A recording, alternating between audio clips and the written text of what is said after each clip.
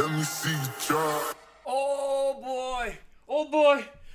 It is Mr. Young. And it's foreign in the building. Back in your building, bro. Literally in the building. You had to do it for WrestleMania, right? Of course, bro. I like it. I like the vibe that we do it once in a while and then we catch up with this big stuff. And boy, we have a lot to talk about today, bro. Yeah, here's the crazy thing, right? At first, we were like, alright, there's going to be a lot to talk about. NXT Stand and Deliver, WrestleMania Night 1, Night 2. I'm sure we'll deal with fallout from Raw as well. Yeah, and yeah. I mean, the main event, so many people are talking about it, maybe not for the best reasons. Yeah. And then, last night, whoa, the biggest bombshell of all. Bro, I was just chilling, man. At what time were you sleeping when the news dropped? Because it was early in the morning for us, right? Hey, no, it was last night actually. Or late at night? I was streaming, and somebody, big okay. shout out to Doc on stream, message in chat. Did you hear about WWE sale? I'm like, huh? Sale? I mean, I thought she was just talking about the rumors of a sale. Yeah, right? yeah. Because that has been in the rumor mill for almost like half a year already. Correct. And then we live on stream, I went and googled it. I'm like, it finally happened. Bro, not only did it happen, there was an interview on CNBC. Oh I my think we share it on our Discord as well. Yes. And we had the return, bro. The return of the enigmatic Spanish mustachioed villain, Vince McMahon, returned to the screens, bro. Not Vince Guardiola, El McMahon. Vince Guardiola Leviosa, bro. Oh my god. Okay, first of all, can we agree that mustache on Vince is weird? Is so weird. We've seen him for how many years growing up, and he's never had a mustache. He never even had a beard. Any sort of facial hair, bro. The rumor was he was very religious about shaving off his mustache. Like, no, not a bit of facial hair. Yeah, so what changed? Maybe the sex scandal was like, he was like, you know what?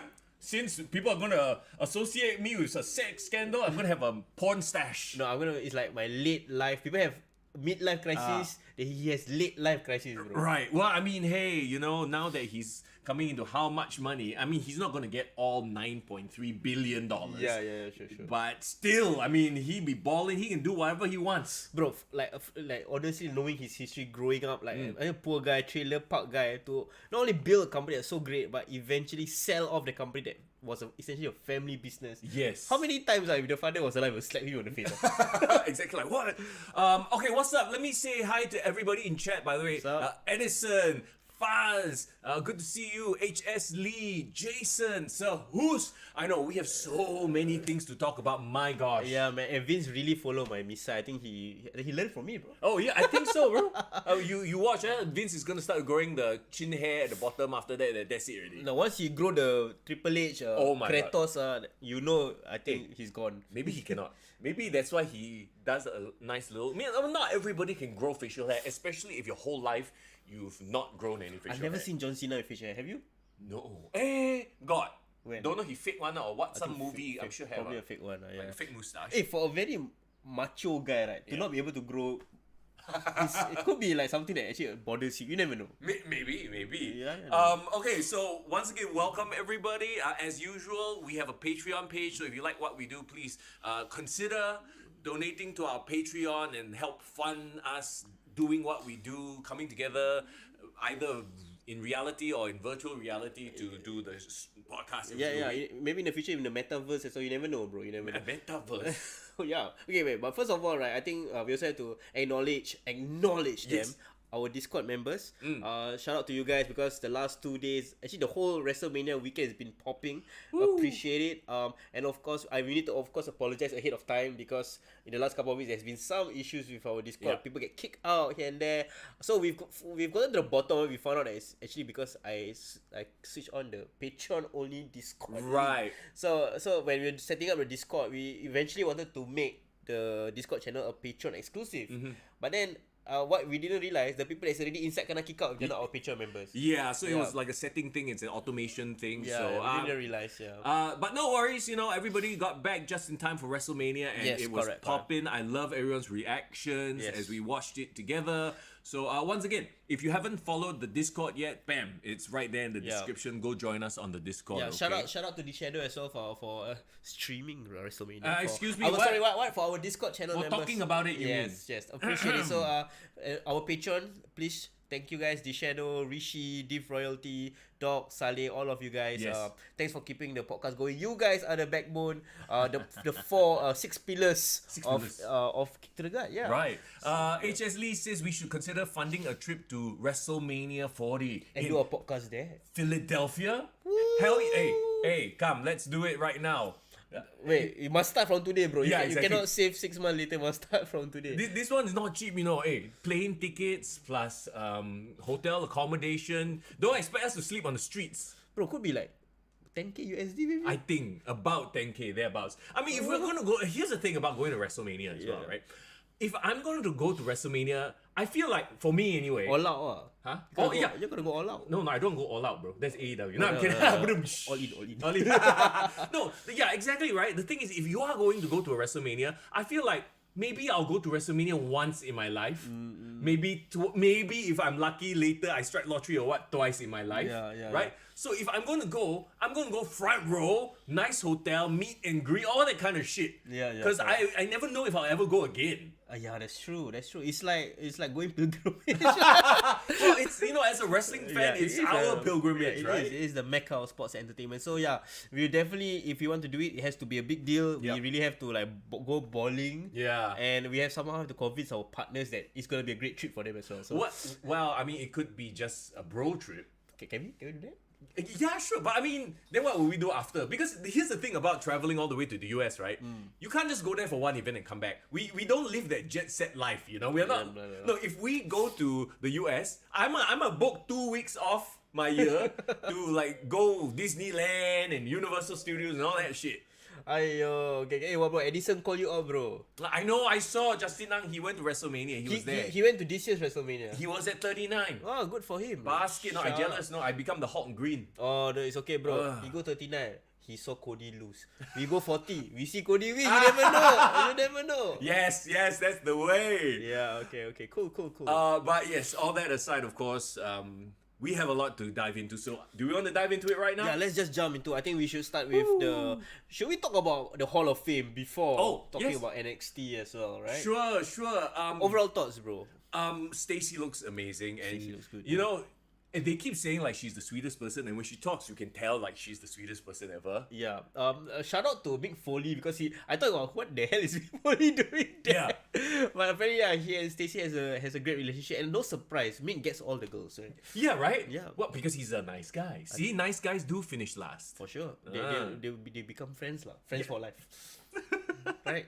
Excuse me, Mick has a very beautiful wife. Oh yeah, he does. Beautiful daughter. Exactly. So, yeah. He see Can nice be guys do finish last. Can be Okay. Yeah. I mean, Stacy, she was there in an era where it's a part of our childhood. Obviously, the stuff that she did then probably wouldn't fly today, or they made her do rather. Yeah. I mean, Stacy and Tori, like I mentioned before, is part of a lot of our puberty. Yeah. But again, like retrospect, talking back as a mature adult now, 30 years old, like I really feel like the one thing that was great about them, I mean, it's not just their beauty and like they literally were like must see television every time they're on screen. Not even like the storylines, even like the things that they get inserted in.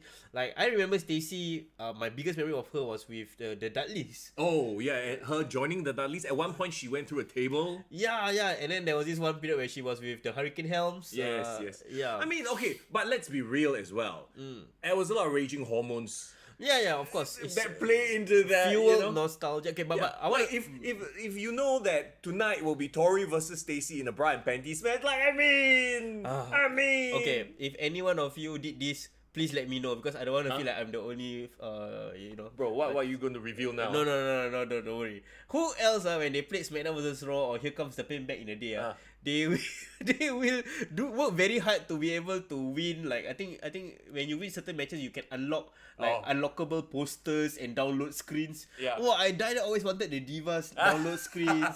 I get them happy. I'm like, yes, you know what I mean. That's like me enjoying my puberty. But anyway, the point is right. I like the fact that these divas are getting appreciated. Like we've appreciated all like the old school OGs, like the Mullahs from back in the day. But now like the Ruthless Aggression Attitude Era are given their shine. But So yeah lah. is it because no more already? Like who else is there other than Mula Mei Yang, China, who's been inducted? Yeah, I believe there's Trish Lita. Trish Lita, Molly, but Jacqueline. Yeah. Victoria, has she been inducted? No, yet? not yet. Victoria hasn't been. I feel like there's also a case for people like Melina. But Beth also. But Beth is already done. Oh, So, but then again, those you just mentioned, Melina and those came after correct. Tori and Stacey. Yeah. So I think we're getting closer to like the more recent modern. Excuse me, Dawn Marie. Yeah. Oh, who can forget Dawn Marie, man? What about Goldust's wife that time? Terry Reynolds. Terry Reynolds, Marlena. Yeah. Yeah. So all this, I think they're unsung heroes. Maybe they are not gonna be the super big induction, but you know what? I think I like that Hall of Fame is being downsized to like 5 a year. Do you think it makes more sense? It makes sense, and because yes, like a lot of people mentioned, right? They ran out. They went ham a few years. Like they inducted like damn a lot of people. Yeah. They even had Legacy Hall of Fame. Yeah, Remember? like people like had no idea who these people were. Then they're like, okay, now that the Hall of Fame is an actual show that people will watch on the network, we can't make it a 3-hour affair. But it's such a shame. It is. But I thought this Hall of Fame wasn't on live TV. It was actually on Peacock only, Yeah, right? it was on. I mean, for us, WWE Network, and it was like Is that why it went long? Because I think it went long. yeah, it did. I think it was like an hour and a half, 2 hours. But it was watchable because for a lot of us, I think it's our childhood. And also because there's only 5 people, I think they didn't have to worry about going overtime. So I really enjoyed like Kibler's induction. Yeah. Bro, Conan, bro. Oh, Can we talk about Conan? Okay. I guess we're skipping the Great We Muda. can jump here and there. But yeah. Andy Kaufman. I mean, Andy Kaufman was too early for either of us. I feel. And also Andy Kaufman was a bit too late to get inducted. He should be inducted 20 years ago. Yeah. It's not. Yeah, exactly. But so that I mean, it was pretty cool, like for the celebrity wing, right? Yeah, with the Great Muda, honestly, I've not watched any of his matches. I just know about him by name. So to see him there and like I'm surprised that he had his last match last year, recently? Early this year. With Shinsuke, right? Actually no, Shinsuke and him was the last WWE match, but then he had one he teamed up with Darby Allin and Sting. Darby Allin and Sting, and they fought against 3 other wrestlers. Was this on AEW? No, this was actually in Noah as well. Okay, because like watching him hobble to the ring, He looked old. I'm like, he can still go in the ring, or is it like a Ric Flair situation where he just literally does a bit here and then Okay, you know? funnily enough, I did not know why he looked so haggard at the Hall of Fame, because when I watched the match with Shinsuke, bro, he's on point, bro. He's maybe a bit like who's the guy with the stone pitbull? The one always when he fights with John Moxley, I freaking lose my shit. Got like Ishii. Ishii. Correct, fans will understand. Yeah. So like he's like that. Like in the ring, he actually was very agile. But is it a case of like outside the ring I'm a broken man, and then once come in hit the ring I'm like all adrenaline? You know? I think so. I think that's what it is because I mean, I'm not getting any younger as well. I feel it like when I'm just, doing my regular day thing, knee hurt, back hurt. Yeah. But when I'm actually going out for a run or exercising, I don't really feel it. I think it's an adrenaline thing. It's a thing, because of course, I never watch him in WCW too young. Yeah. But I've watched him in Noah as Keiji Muto. I think now he uses his real name more. Of course, it's more of the veteran. But looking back at his old stuff, bro, I'm surprised he never got more famous than he did, because everyone was hyping up. Ric Flair was saying he was like the best Japanese wrestler alive forever, and then like he innovated all this Shining Wizard and shooting moonsault.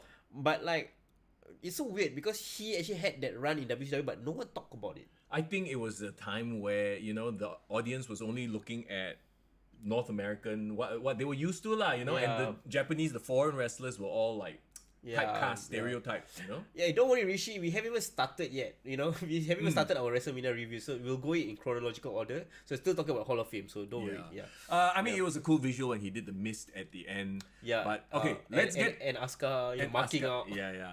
Let's get to the main event of Hall of Fame, lah. Correct. Conan freaking tore it down, bro. Bro, find a friend like Conan, bro. Yes. Bro, if you ever go into Hall of Fame, I'll hype you up like that, bro. I'll fucking hype you up like that. What? The Singapore Podcast Hall of Fame? If there ever was, lah. Yeah. Hosted by Okay Let's Go. I don't know. For best pro wrestling podcast. The only survivor. Okay, but the point is, right, I feel like we also need to give Conan his flowers. Yeah. You know, everyone talk about Conan on his podcast, like he like this like I don't know, grumpy veteran or like talk a lot. But wait, do you remember Conan back in the day? What, WCW? WCW time or even earlier, bro, that fucker was jacked. Yeah, bro. He was like really like looked like a star, but he never got on the level of Eddie and Ray, which is interesting. Right. I mean, because he was so big into that sort of the Mexico scene, that's why we aren't very familiar. Like most people who are not into the Mexican scene probably don't know that much about him. We just know him as, oh, he was one of the guys in the Latino world order. Yeah, or maybe he was so into like being more of a promoter, somebody who like brought people in as opposed to be the D guy. Yeah. Maybe that's the case. Yeah. Irvin says, get Conan on the WWE screen. I think he's probably fine doing booking in AAA. Yeah, I've seen him like, you know, in TNA and ROH, but you know, he would have really been a great manager in WWE. Don't you think so? I think if he wanted to, he would, and I think WWE is not stupid. I think he just doesn't want to. He has his thing, and I think he's fine with it. Not everyone. That's the thing, right? Like we always talk about it. Not everyone wants to be the guy. Some are very happy to help the other people do what they do, lend their wisdom to them, but not have to shine.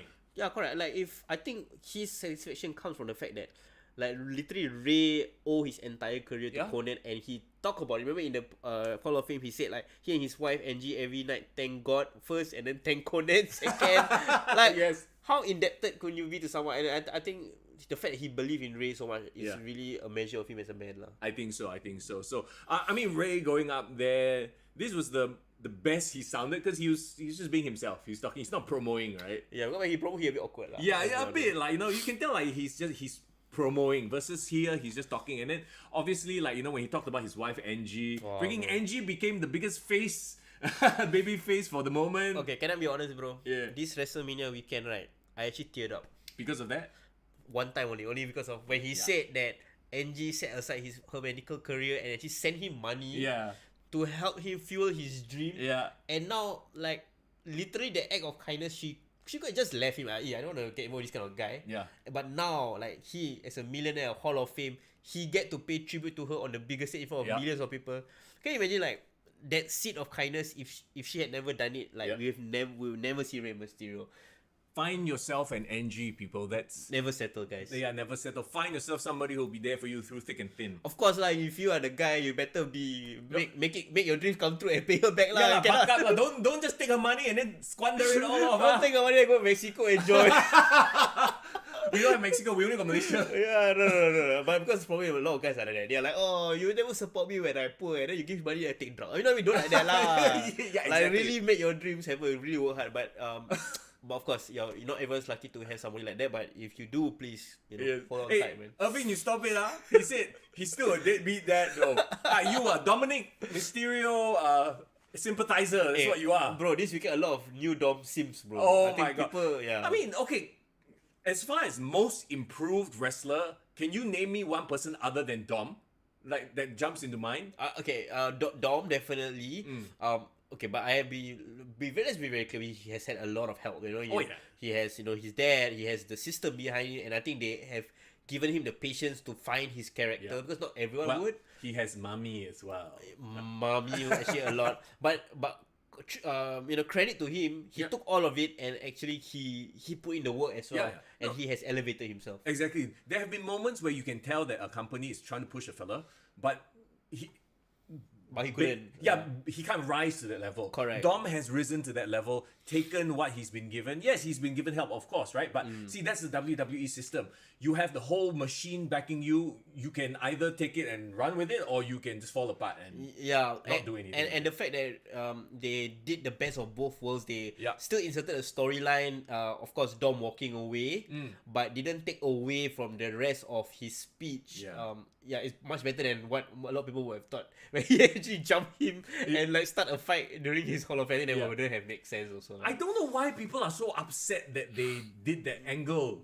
Like it was a very respectful way of doing the angle. Correct. Already. Like, do you expect really Dom to just sit there and then they pan to him and then he's smart? Smiling and laughing. No. I mean, they are exactly right.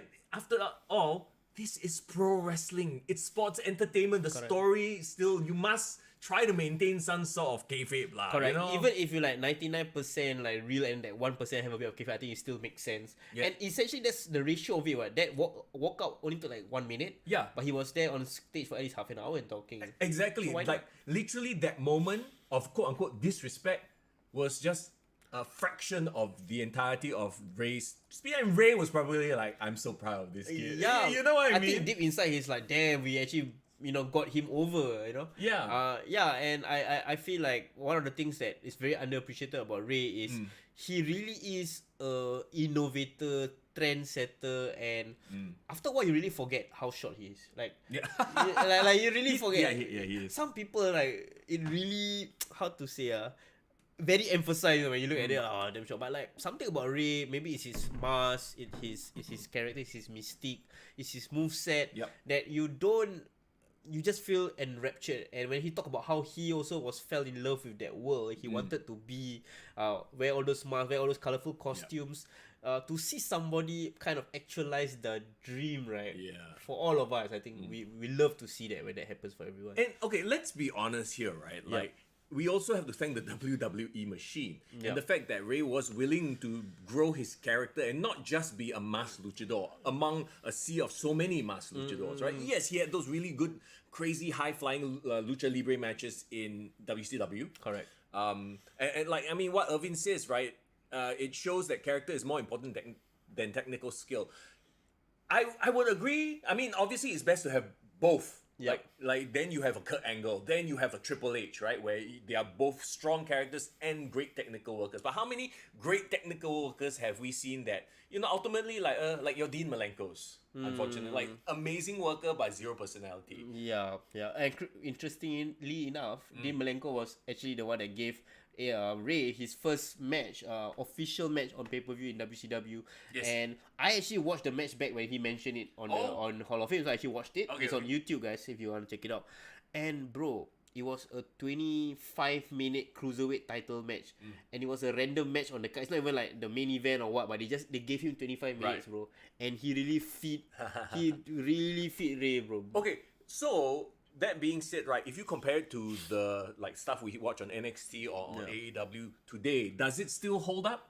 Oh, even better, bro. Okay. Because first of all, right, Dean Malenko, super underrated. He actually, because of the size difference, right? Yeah. He's small, but with Ray, he's like the bigger guy. Yeah. And he's quick, so he reminded me of like a super high flying Chris Benoit. Right. In that match, because he was intense, bro. Right. He chopped him, he beat him down. He really looked like he was whacking a small child. And Ray still sold it like that. Yeah. But there was psychology. There was an awesome finish. I watch it, guys. But let me tell you what happened in that finish. Like he was in the middle of doing like a springboard, trying to jump up the ropes, right? When he hold the hand and then he like run up the ropes, right? And halfway through doing it, Dean actually kind of cut him off and just slam him into a powerbomb. Nice. Can you imagine? Yanked him off lah. Like literally land him and then slam him, and it was so sudden. Ah. And when he did the pin, he put the legs up on the second rope for like leverage. Right. So it all makes sense. It looked intense. It looked legit and real. So it's so much better. 1995, 1996 period. Yeah. You fans of flippy floppy wrestling, please take note. It's not all about the flippity shit. It's nice to have flippy shit once in a while, but have a goddamn story behind it. Yeah. I'm looking at you, AEW. I had to slip in the AEW. Bro, the moment you slip in, Gaddafi is in. What's up Gaddafi? Just nice, huh? Just No, nice. but respect to like everyone who put their life on the line. And Absolutely. the fact that Rey Mysterio was the trendsetter, and I think without him, none of the smaller size wrestlers would think that it's possible to achieve such a big dream. So credit to him, and much deserved. You take him for granted, lah. I think so. So I mean, there you have it. You have Rey Mysterio Hall of Fame. Yeah. And it's emotional speech, Yes, to it say was, the least. it was. I was entertained throughout. Let's move on then to Ring of Honor. I didn't watch it. Did you? Okay. The crazy thing is, the only thing I heard about Ring of Honor was the gruesome injury to, was it Dante Martin? Correct, Dante Martin. Oh, I watched that match. I also watched the main event, right? But not a lot of in between. I think the Shibata match I did watch as well. But one thing I like about, I give some props to Ring of Honor. I feel like they are starting to find their niche. Right. They understand the level that they are at. Smaller arenas, a bit more like grimy NXT. Stick to that and focus on their strengths. Commentary team, top notch. Yeah. Honestly, they made, to me lah, they made the Lucha Bros winning sounded like a super important thing. They made freaking Daniel Garcia sounded like this like big deal lah, like they really know how to. They're good at their jobs, right? And honestly, it's gonna be underappreciated, but I thought Eddie Kingston and Claudio had a really good match, story-driven match. I think that for them, they are like a building phase. So maybe we'll come back in like half a year and see if Tony lets them just do what they do, or does he start meddling and then turn it into a big mess again. Yeah, I don't know what the people in the chat think. Like, do you think that they should keep ROH and AEW separate for a while, let them kind of build their own thing, and then come back again, or like try to inter-promote within Dynamite? I feel like, okay, the way Raw and SmackDown has handled, actually no, just Raw, because SmackDown doesn't promote NXT, but Raw does promote NXT because of USA Network. So I think the way they do it is fine. It's just a half a minute, 1 minute sort of sell in between shows, that kind of thing. Maybe the commentators might even mention something. That's it. It doesn't have to be like you just all of a sudden focus on your Ring of Honor guys and gals. Yeah, but my problem with them is that the fact that they put it on their Honor Club. And Honor Club will only cater to the hardcore Ring of Honor fans. So like those that already are Ring of Honor fans, they'll keep those fans. But very high barrier of entry for like casuals who like, I just want to check out what's ROH. They wouldn't bother going. I mean, okay, and this kind of goes back to my whole flippy shit thing again, right? It's like, and someone brought it up. We were talking about it on my Twitch chat yesterday about the fact that, look at Dante Martin and people like that, right? Overdoing these moves. I'm not saying, make everything look boring, but he's been injured how many times? And how over has he gotten? Not at all. Because everybody is doing the same shit. It's just how much crazier can you do it, and you pick up gruesome injuries for no reason. When Mick Foley did that dive off the cage, right? It was in a pay-per-view match against The Undertaker. It made his name, but of course he's talked about it since in interviews as well, like how he how many times can you can milk that for 20 years, bro? Yeah, exactly. But he did it that one time, and after that, everything he came out with Socko. It's like he knew that his body couldn't take any more of that kind of abuse. He changed. He had no. I don't think it was a fact of like he was smart enough to change. I think he had to. Yeah, but the fact that he was forced to. He did still give credit to him for that, lah. Yeah, so I feel like that is like a cautionary tale for all these young wrestlers who are like, oh yeah, I want to do 630s, I want to do like crazy ass shit. Yeah, but really pick your spots, I guess. If you're gonna do something so risky. You know what's crazy to think? I feel like Ricochet has transcended the flippy shit and actually became a proper superstar, bro. Thank goodness. Right.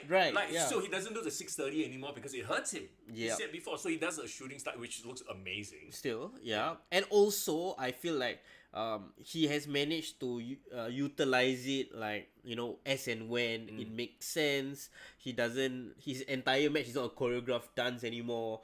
And I mean, having Braun Strowman helps with play around. I feel like Ricochet can be what Rey Mysterio has done. Which is he just needs to develop the character. Yes. Correct? But like in terms of athleticism, he's already dialed it down, which is a good thing. Gaddafi's injuries happen not just during flips. But doing flips increases the odds. You know what I mean? No, you could injure slipping in the toilet, for crying out loud, You can injure just jumping. Look at Shane, Oh my god, we have to get to that. Talk about it but the point is, you're putting yourself more at risk by doing these crazy stunts. For nobody. At inopportune times, like in the Ring of Honor pay-per-view, which not that many people watched, let's be honest. There was way too much wrestling. And then he did it in a spot that, didn't matter. Okay, I feel like, to me, the one that managed to get themselves super over like main event level and by doing flippy stuff is Kenny Omega. Sure. To be honest, let's give him that credit. But I feel like even now he's really showing wear and tear. He's only 38, right? Yeah, exactly. So I feel like it is a very high risk style, and no one's forcing you to do that stuff. But if you want to go to that style, that's cool. That's how you want to live your life, sure. Yeah. But again, like, you are just gonna cut your longevity lah. Yeah. Yeah. Which at the end of the day, like, it's maybe it's a young person mentality, right? I mean, when we were all younger, we would do risky shit. Correct. What does Sir Hooves mean by AEW needs to reevaluate their SWP? Does SWP stand for something that you... Standard working procedure? I don't know. Maybe? Who's please clear up your acronyms. We don't know what SWP means. Yeah. I mean, okay, let's not get into that whole debate because we have so much more to get to. Sure. Let's jump to NXT. Correct. Stand and Deliver, which I did actually manage to catch after WrestleMania, right? Actually, it kind of also links back to what we just talked about because I felt like they... see, I talk shit about AEW all the time with too much flippy shit, right? I feel like here, Shawn Michaels is the good parent. Triple H is the bad parent. Triple H the one that sets boundaries, say you cannot do this, you cannot do that. Oh, okay. HBK is like, okay, just do. Just go for it, bro. Go for it, just go for it, bro. And it makes sense, right? Like, Yeah. given their nature, the type of person that he's always been. And technically, in terms of flippy shit, technically Shawn Michaels also did it, right? Back in the day. Yeah, exactly. So that's why I think he's understands. cool with it, right? Yeah. Safety, wellness, protocol, or and safe civil. work procedure. Yeah, so I mean, we get what you're trying to say. I think Tony Khan is in that position where he's like, really, I let you do whatever, lor. And he's not really thinking about it that far ahead because he's not a booker. Yeah. I mean, excuse me, best booker of 2022. But just watching NXT Stand and Deliver, right? Yeah. Like, the very first match already, you had the women doing all kinds of stunts. Yeah, this was the match that there was between the schism, right? No. I'm talking about the ladders match for the women's championship. I believe that was the one that kicked off the show. Oh, the schism and Tyler Bate Chase University was a kickoff match. Oh, okay, I didn't watch. Okay. Yeah. But all I know is The Rock's daughter is still very green. That's the only thing. That's my only takeaway from that match. Okay, but give her time, Give her time. right? Yeah. Watching this match, right, I can see all the potential. But like I was watching them taking all these ridiculous bumps and going, is it worth it? Yeah. Because like Yeah. after watching it, I'm like, okay, it was cool, but I still don't know who Lyra Valkyria is. Yeah, she's new. I'm not familiar with her. Yeah. So it's actually my first time seeing. Same. But like seeing the bumps that she took, I was like, oh. But the thing is, everybody else kind of took jalat bumps as well, so she doesn't stand out anymore. Yeah. Oh well, Gaddafi got beef with you, bro. I'm gonna. Become trademark already, bro. It is a trademark already. Okay. Yeah. So yes, Indy Hartwell, bro. Indy Hartwell. How do you feel about her winning? I guess it's one of those like it's her time lah. She deserves it. What is the story on Roxanne Perez? Like she was injured. Yeah. But she was still in this match. Okay, so she was injured, but the NXT leading up to this event, she managed to convince Shawn Michaels that she has recovered and she got so-called cleared at the last minute. Right. So I do not know what's the storyline about, whether it was she legitimately got injured, that's why they did the whole ambulance spot. My guess is actually she did got injured. Okay. And she did so-called have to go away for some sort of like to clear her injury, and that's why she dropped the title. It makes sense lah. That's why I think they wanted to have her in this match for the so-called star power, because really the women's at this point need as much star power as they can. Yeah, they are sort of in a rebuilding phase. Of course, we had the spot where JC Jane came back to screw Gigi out of the title. Yeah, and of course, remember with us like, where's everyone? And apparently JC was injured, so now I think she's back lah.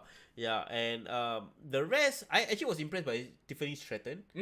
I felt like Barbie doll look and all that, but she got strength and she was kind of like a powerhouse in this match. Zoe Stark for some reason didn't stand out. I don't know why. Like I thought she would be like more of a worker in this match, but she didn't really stand out. I feel like she's getting bland now. Has she ever been interesting? No. Okay, fine. She's always been bland, right? Okay. Yeah. Like, I found myself more interested in watching the Nikita Lyons promo package and Cora Jade promo package than. Interestingly, they weren't in these matches, and those are the over. I think the over characters. I think it's injury lah.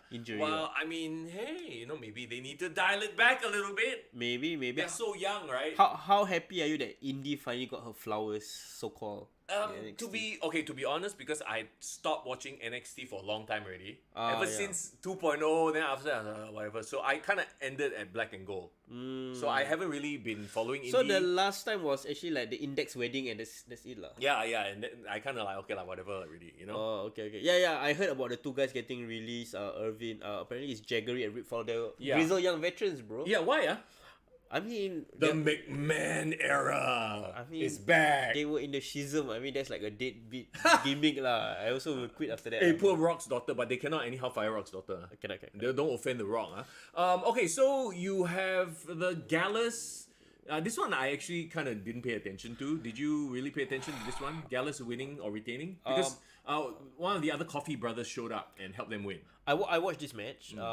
The thing that actually caught my attention was because you keep talking about the Creed brothers, and you talk about how like they are like legit, like, you know, stand-up athletes, and so I actually paid attention to them, and they do remind me to a certain extent of American Alpha. A bit, right? Gallus, unfortunately, I thought I would be impressed by them because I knew them from NXT UK, but they were very and they were the champions. So the fact that they were the champions doesn't bode well in my opinion, because they're not compelling. Honestly, I would have gotten who's the two like super like flamboyant guys? Oh, they hosted the Stand and Deliver. Correct. But I forgot what's their names.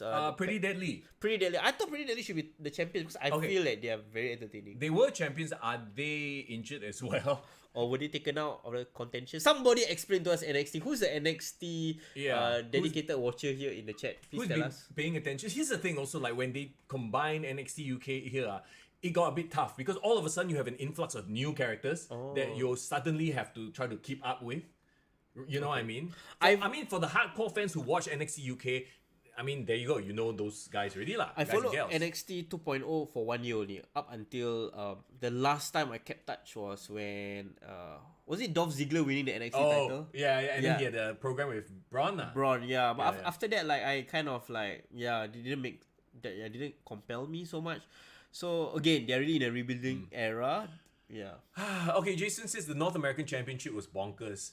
You watched this match as well. Can you guess what I'm gonna say about this match? Go ahead. You know me. Well, I'm gonna say it was just flippish. Yep. No, I mean, look, it's the type of stuff. If you like that kind of stuff, you like it. But I cannot take it when you do some crazy ass flip move and then you get up 3 seconds later, 5 seconds later, and continue the match like nothing happened. Okay. Like everybody is made of rubber, or you know. Yeah. Talk to me about Dragon Lee. How was Dragon Lee in this match? Remember we talked about how Dragon Lee was in the AEW for a while and how there was potential there. And then now I watched him there. I'm like, okay, I see it as well. Why? What do you mean? As in, you can tell like, okay, there's something there lah. Oh, okay. But I guess because it is what it is, the type of match it was, everything was happening all like, it just felt like move. I feel like, okay, it's the type of match, right? If you watch it within like a highlight package, it would be damn awesome. Got it. Appreciate Dante Chen joining us on the chat. What's up, my brother? Always good to see you. I'm assuming it's past midnight where you are in oh my god, Orlando? I think so. Yeah, thank you, man. Hey, by the way, Dante Chen was actually in the Battle Royal to qualify for the NXT North American Championship. Oh, right. Yeah. Nice. So, great performance. But hey, if you were there, I think there would be less flippy shit and there would be a more centered approach to the match, bro, in my opinion. Hey, next year, Stand and Deliver Dante Chen. Let's go. Yes, I hope so, bro. We do it. All the best. Absolutely. Did you enjoy this North American Championship match? For some reason, right, I got a kick out of Axiom. Okay, yeah. Apparently, you remember there was this one move that got viral. I think he did like a crazy ass like super kick or something. Like somebody did like a flip, crazy, and then in the mid end he just. Was it Maxim? I'm like Axiom. No, so Wesley. He did like I think what is it, cardiac kick or something like that. Okay. He did a thing where he flipped. He was doing a cartwheel lah. Yeah, cartwheel lah, and then he got kicked right in the face while he was in the cartwheel. Upside down. Yeah, bro, that was brutal. Woo, yeah. Yeah, that was so cool. okay. Yeah. See, that's my thing. He got that kick right, and he got up like 10 seconds later. Yeah. So I was like, it takes the realism. We all know it's work, yeah, but it makes it harder to suspend disbelief. How about Ilya Dragunov? Because we've been fans of him. Yeah, so the whole Ilya versus JD Madonna Yeah. thing. At least they played out There was that a storyline, storyline right? there. Yeah. I enjoyed it. But I feel like because we really enjoy Ilya when he's working with big guy, Volter, like a big Volter guy. or Gunther, Here he's working with fellow flippy guys, so Correct. his offense becomes very flippy as well. Okay, I feel like going for, if you are a promotion, like a promoter or Yeah. booker, I think you need to have like a caps, right? Maybe in my promotion I can only have 5 super high athletic flippy guy, and then I need more people of all shapes and sizes Yes. and different, like why not Odyssey Jones? You know what happened to that guy? Hey, you know? what is he still in jail? I don't know anything about what happened to him, but like what I mean is like, I think like Rey Mysterio wouldn't be so special if there was like 7 Rey Mysterios. Yeah, no, right? that's a very good point. And Yeah. he was special because they purposely put him against Kali, Big Show. Yeah. People who would destroy him, he would have no chance, but somehow, through the power of his mask or whatever, his will, he makes it through. Yeah, so like those things will help you stand out. So if, for example, right, in this kind of feel, like the Wesleys of the world, Axiom, Dragon Lee, you need to stand out beyond, like the athleticism is great, but having the character, having the so-called the mystique lah. Like or a charisma or something lah. Like Wesley, I do believe has charisma. Like, you know, He has definitely improved a lot since he come out from MSK. Yeah? like he has I feel like he has an X factor, a likability about him. Yeah. It's just that I know, okay, we know you can do all the flippy stuff. Yep. Let's get to know you a little bit better. And like, I mean, we'll get to it in just a bit, but a lot of this year's WrestleMania, the most anticipated matches were not, they were technically sound matches, but they were also very emotional matches. Story-driven matches. Yeah, agree. And I feel like one thing that NXT always had was work rate. Yeah. But I thought the best stories NXT told was still the story-driven. Yeah. Even like to me, like the whole Gargano Ciampa Yeah. was based on betrayal and Yes. brothers, and it was so compelling, right? It was a perfect combination. Those two had work rate, Yep. and you had an amazing story going behind them. Correct. So that's why it worked, and that was their peak, right? Yeah. So again, I think this is great for all promotions, and of course, if there's promotions who just want to focus on work rate, that's great. But I think the work rate can also be a story. Yes.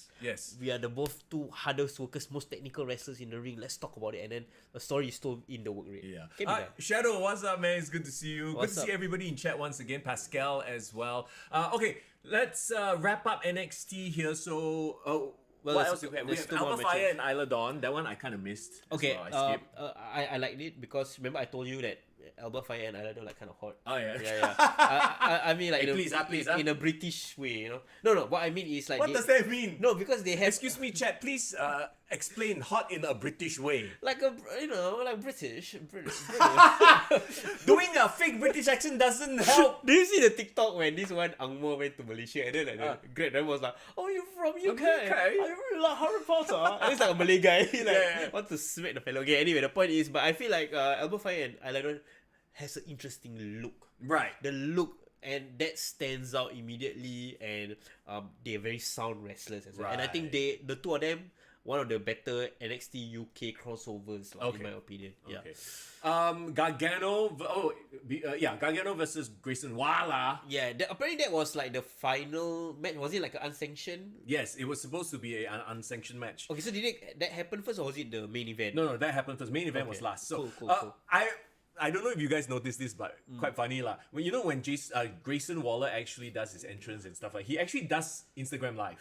Oh, so you can just see it every time. Oh, Technically, like nice. you can see what's going on his live and when he comes out on stage, right? And then they'll post the video of his Insta live on his entrance. Did he take over Theory's gimmick? A bit. No, I feel like he had the gimmick first. Oh, is it? Yeah, Theory's but story, okay. you know what I also noticed? They put a giant logo, WWE Instagram logo, on top cover. of the chat. To cover. Because chat will talk all kinds of shit, man.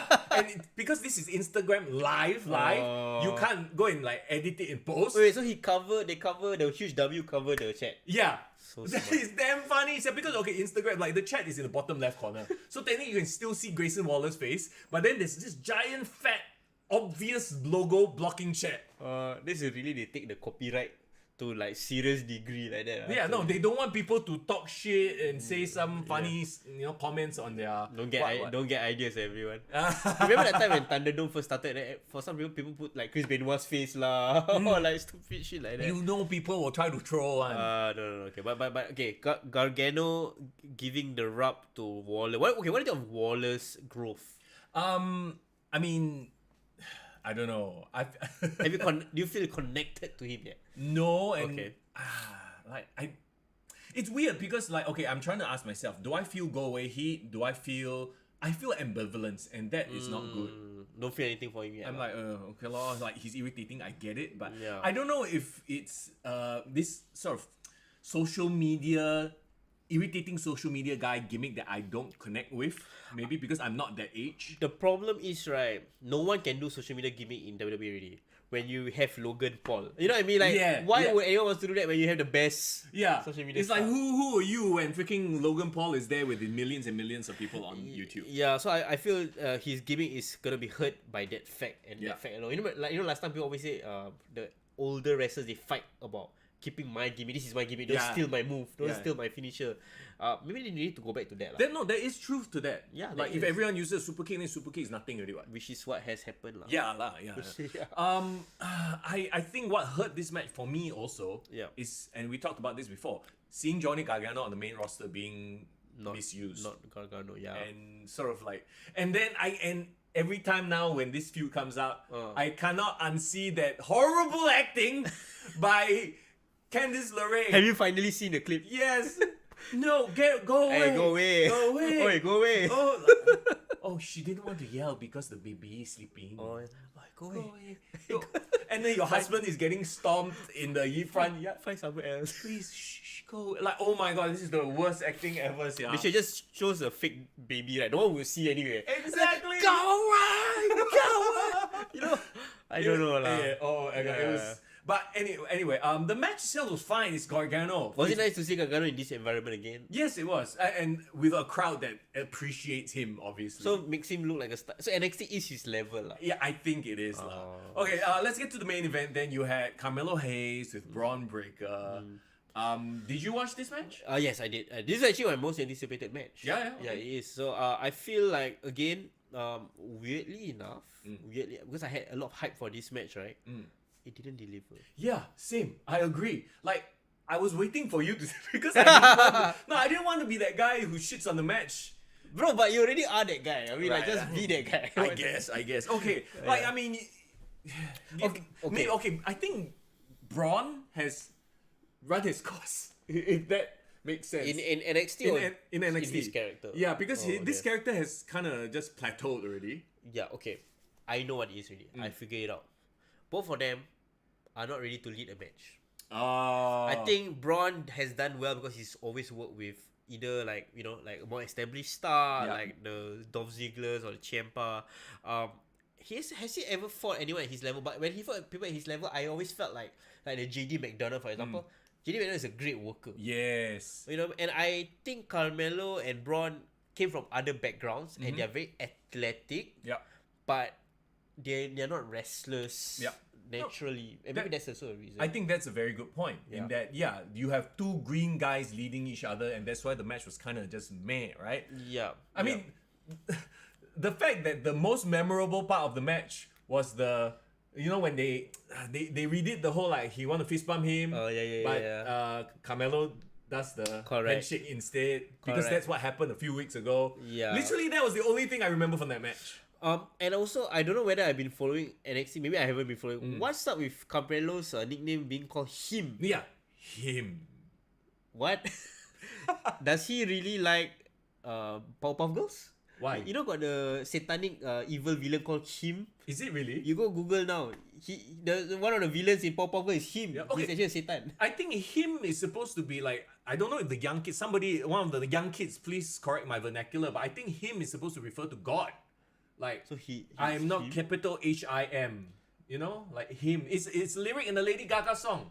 Or I thought it was like, oh my god, It's him. I don't know. Maybe I don't know. Tell me, guys. Yeah. Somebody please explain. Hey, Irvin, indie scene doesn't mean good worker or can lead match. Okay. Okay. I don't know. Yes, Toverkin, I am in the villain. No, I'm not. See, you confused me, bro. I was about to reply. I am in the building, and then I saw he's the villain him. He understands. He knows what I'm talking about. Hey, Fiaz, welcome. Fiaz just watched Raw. We haven't even touched on WrestleMania. Okay, let's wrap up. Stand and deliver. Did they stand? Yes. Did they deliver? Maybe. It's a far cry from somebody who used to love NXT Gold, Black and Gold. It's a far cry, but I mean, it is what it is. This is their developmental, so you can't be too hard on them. I can say that it's better than last year's one, which Okay. was the first NXT. I think it was the first NXT 2.0 Stand and Deliver. Right. Yeah, didn't do so well. No, but okay. I think this was slightly better, but again, not good enough. Diverati says we are both right with the him. So it's the villain from the Powerpuff and he's talking about God, so he's calling himself God lah, the best lah. It's him. He's God level him. Okay, let's move to them Okay. at WrestleMania 39. Yes. When they showed the set right off the bat, I was like, oh wow. I mean, look, WWE knows how to put on an event. Undisputed, one of the best sets. I think since WrestleMania 33. Yeah, agree. And like, Do you like the posters? Like all the Yes. posters of the wrestlers and then like sliding in and out. That was macam great. like movie posters, right? Yeah, love it. Brilliant. So, Stand okay. and deflate. Let's get to night one. Okay, let's jump right to. I'm sorry guys, 1 hour in, but Yeah, let's jump WrestleMania into- review right now. Let's go. Because not only do we have WrestleMania review, we have the biggest news to come out of WrestleMania. Yeah. Nothing to do with WrestleMania. Let's Okay, here talk we go. about it, yeah. Night one, I think most people agree. In chat, let us know which night you preferred. I think we can all agree this was the better night. It was from top to bottom. It was a better night. Yes. There were some not so good moments, but overall, everyone left night one feeling super pumped and Yeah. happy. And then everyone left night two going, What the fuck? okay, first match. Of course, you kick off WrestleMania with John Cena. Like, I mean, come on. This made sense. And then his intro some more. This year, they went with like John Cena is the biggest nice guy in the universe. Bro, I think right this year very very smart. Make a wish. Yeah, what WWE did was right. They created all their match cards and then they went to all their sponsors. Come, you all want to sponsor which match? Which sponsor makes sense for which storyline? Actually, So smart, right? And a lot of it was a display of this is how we can make money. Let's get this sale going. So I feel like a lot of it has to do, like, we cannot divorce the idea of this is a company trying to sell itself for $9.3 billion They did it. versus their booking and how they presented. It's all tied together on. I feel like if the super what's that stupid Bray Wyatt match from Royal Rumble, the Mountain Dew. Yeah. Like Mountain Dew was them experimenting. Okay, how do I promote a match with a sponsor? Yeah. I think now they kind of refine their process, and I think every so-called sponsorship that was in WrestleMania felt seamless. It didn't take away from this. So like Make-A-Wish makes so much sense. Yeah, well, I mean, okay, Make-A-Wish is their corporate, like, sort of charity. Yeah, but also going forward for the other matches, we'll talk about it. No, but also, I don't know if you noticed this, and I'm sure you did, but the freaking, the tax service, the one, they had do your tax thing. Oh, yeah. The LED boards are now advertisements like in football. Do you notice this? Wait, so the LED boards around the ring or around Yes. the... I didn't realize. How did you not know? Oh my god, it was so obvious to me. I saw it only after the fact, like in social media pictures, but when watching the match, I never really registered. It registered very like... Wait, so there's LED boards kind of like... I thought it was at the top, like in the arena. You know, yeah, I saw the arena one. You know now the turbo text. You know the ring apron that's facing the hard cam? Yeah. Also got ad now. And the back one also got, as in the back barrier, the barricades. Yeah. Remember when the barricades used to be just like... Just nothing, yeah. protective cover? Now, maybe it's just for WrestleMania. Maybe. But I'm like, oh my god, they're selling ad space. So it's like, you know when you watch football, at the back the boards, you see Samsung, But see it's so Xiaomi. smart, right? It's so smart, right? It is. I feel like I've always wondered why wrestlers don't have like t-shirt sponsorships for outside companies. And like let WWE take a pay cut. So that for example, like get freaking Nike as a logo, like, or you want to promote Nike shoes, get Nike shoes. You know what I mean? Like, get everything sponsored, bro. Make your money, bro. Well, obviously that's what they're going to do. I think a lot of it has to do with this partnership that they've made with Endeavor, but we'll get to that in a bit. Okay, John Cena with the Make-A-Wish freaking comes out. Yeah, it's quite sweet. Baby face. Everyone loved that. To no end versus Austin Theory.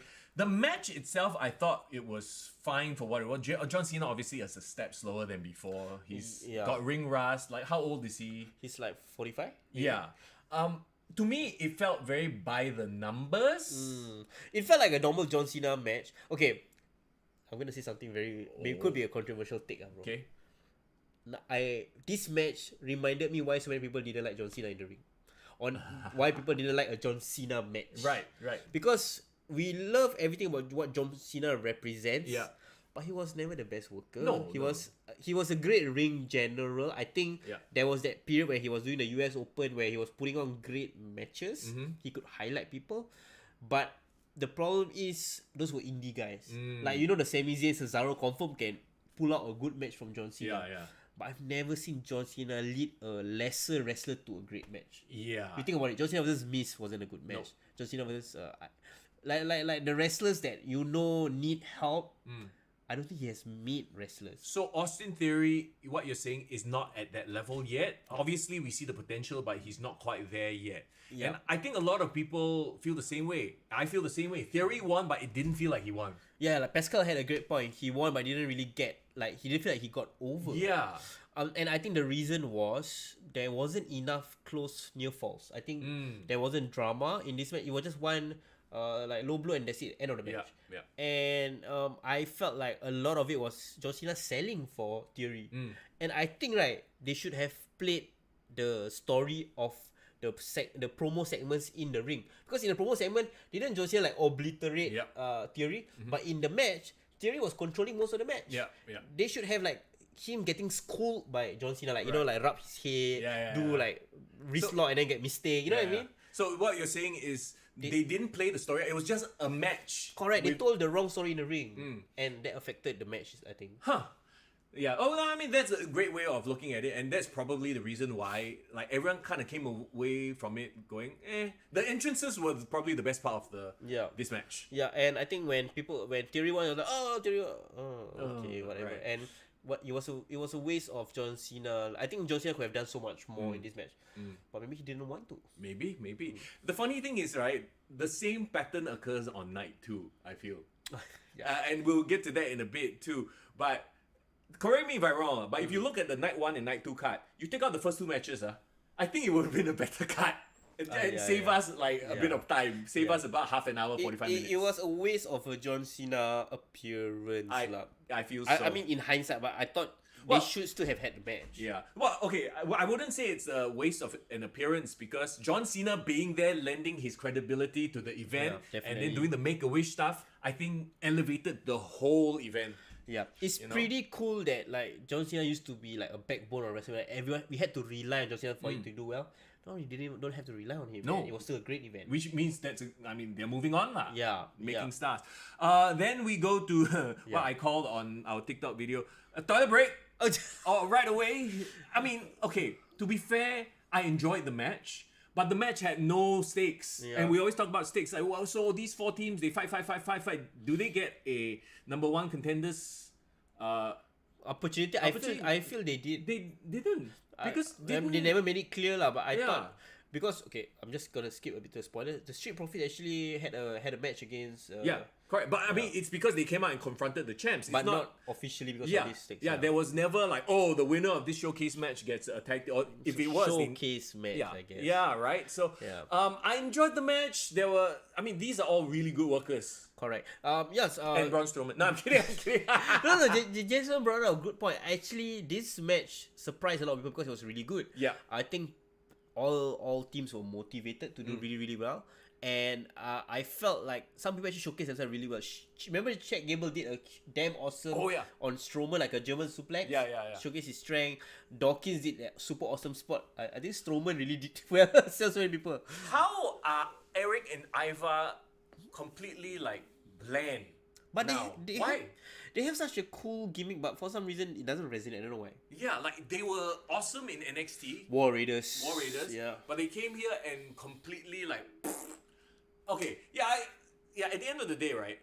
Like we talked about, they're all really solid workers with a match that nobody cares about because there are no consequences, no stakes, hardly any build. So okay lah. I mean, it's just a match for the sake of having a match. Correct. Remember, the issue was a lot of people complained that Triple H wanted to lean down the card. Yeah. And then last minute, I think he gave in. It's this match lah, probably. Oh, to give them a to shine. give them a shine. I mean, it's tough to be a boss like that. Like sometimes you are friends with all of them also. You want them to have their shine because they've been putting in the work as well. Yeah, right? but I think Street Profits winning, I think people were happy in the crowd, and they are over. So it's not it's a bad thing. Okay, you know what? Let's call the first two matches pre-show match. Okay, fair, sure. Because if you kicked off with Seth freaking Rollins versus Logan Paul, I think that would have been a hot open. It would. A lot hotter than Austin Theory versus John Cena. It would. I mean, in hindsight, definitely. But bro, Seth Rollins and Logan Paul, I thought like brought the show. Look, this is Logan Paul's fourth match?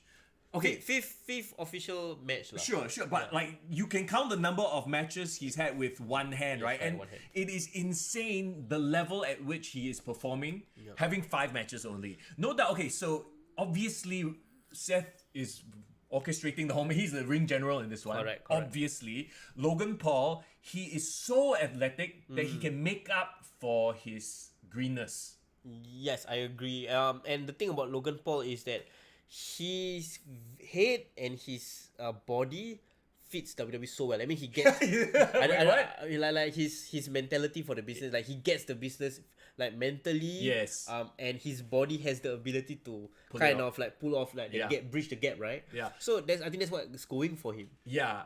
I don't want to say he's like the perfect wrestler heel, but he's almost the perfect wrestler heel wrestler. He is. I mean, he's genetically like you create a wrestler, right? This is your maxed out create a wrestler in WWE. And then you hate him because he's so good, but he put in so little effort, quote unquote. Yeah, and that's a great thing to hate about. Like it's great character work. Yeah, that's why he's so good as a heel here. And okay, I mean his intro was like freaking him doing the zip line thing. But for me, right, I was laughing because like I thought the zip line quite slow. Yeah, So I was like, hey, it's great. What's up? I'm like, oh, okay. he got to narrate, he got to talk shit the whole way through. Oh yeah, this is awesome. Okay, so that actually annoyed me already. I was like, oh, okay, I'm ready for you to get beaten up.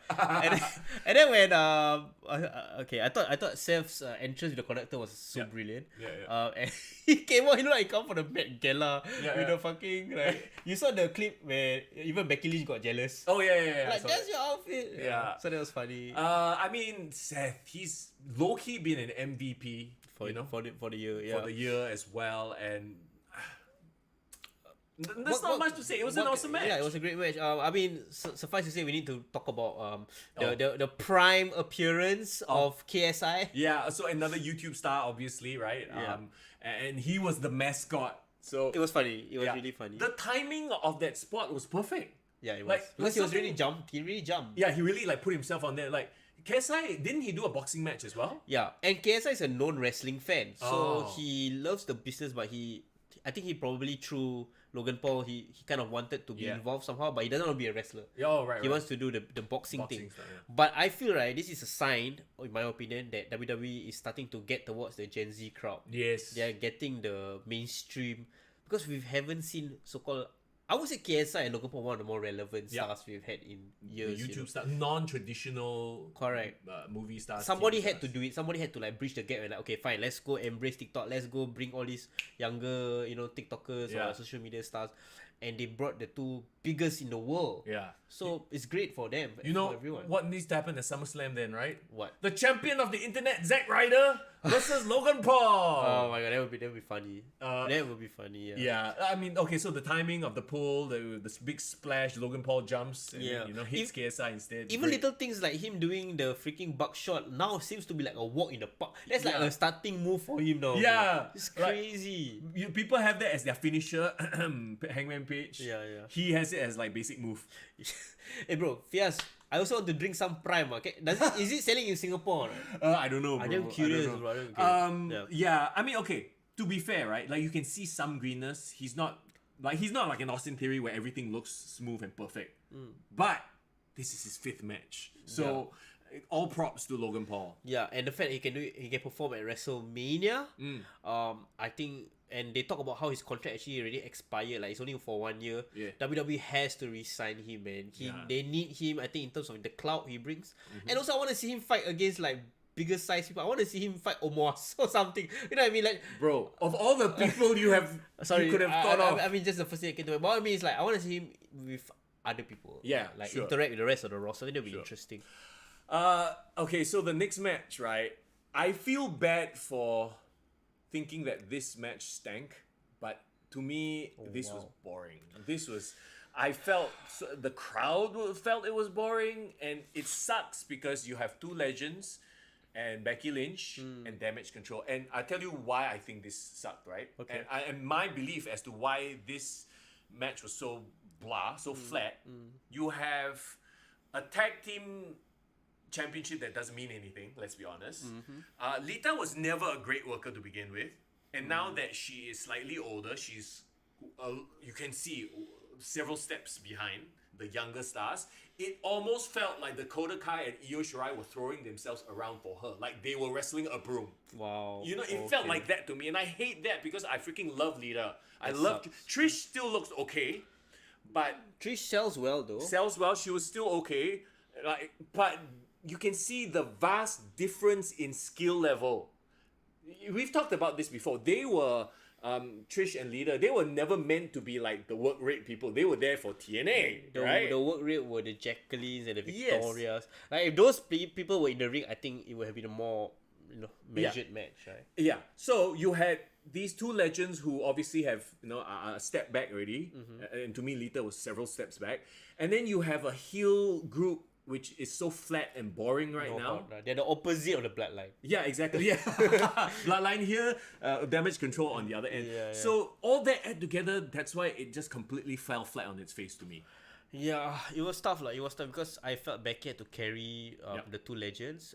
Damage Control has no heat Nope. going for them, and I think this is just honestly a charity match. And I love I love everyone. But I feel like Triple H probably is like, I need to pay off Damage Control. I need to give them this stage. And I think they were using Trish and Lita as star power to kind of like bring up the interest in the match. People were interested in like seeing them, but then I think once the bell started, they were like, okay, like it's.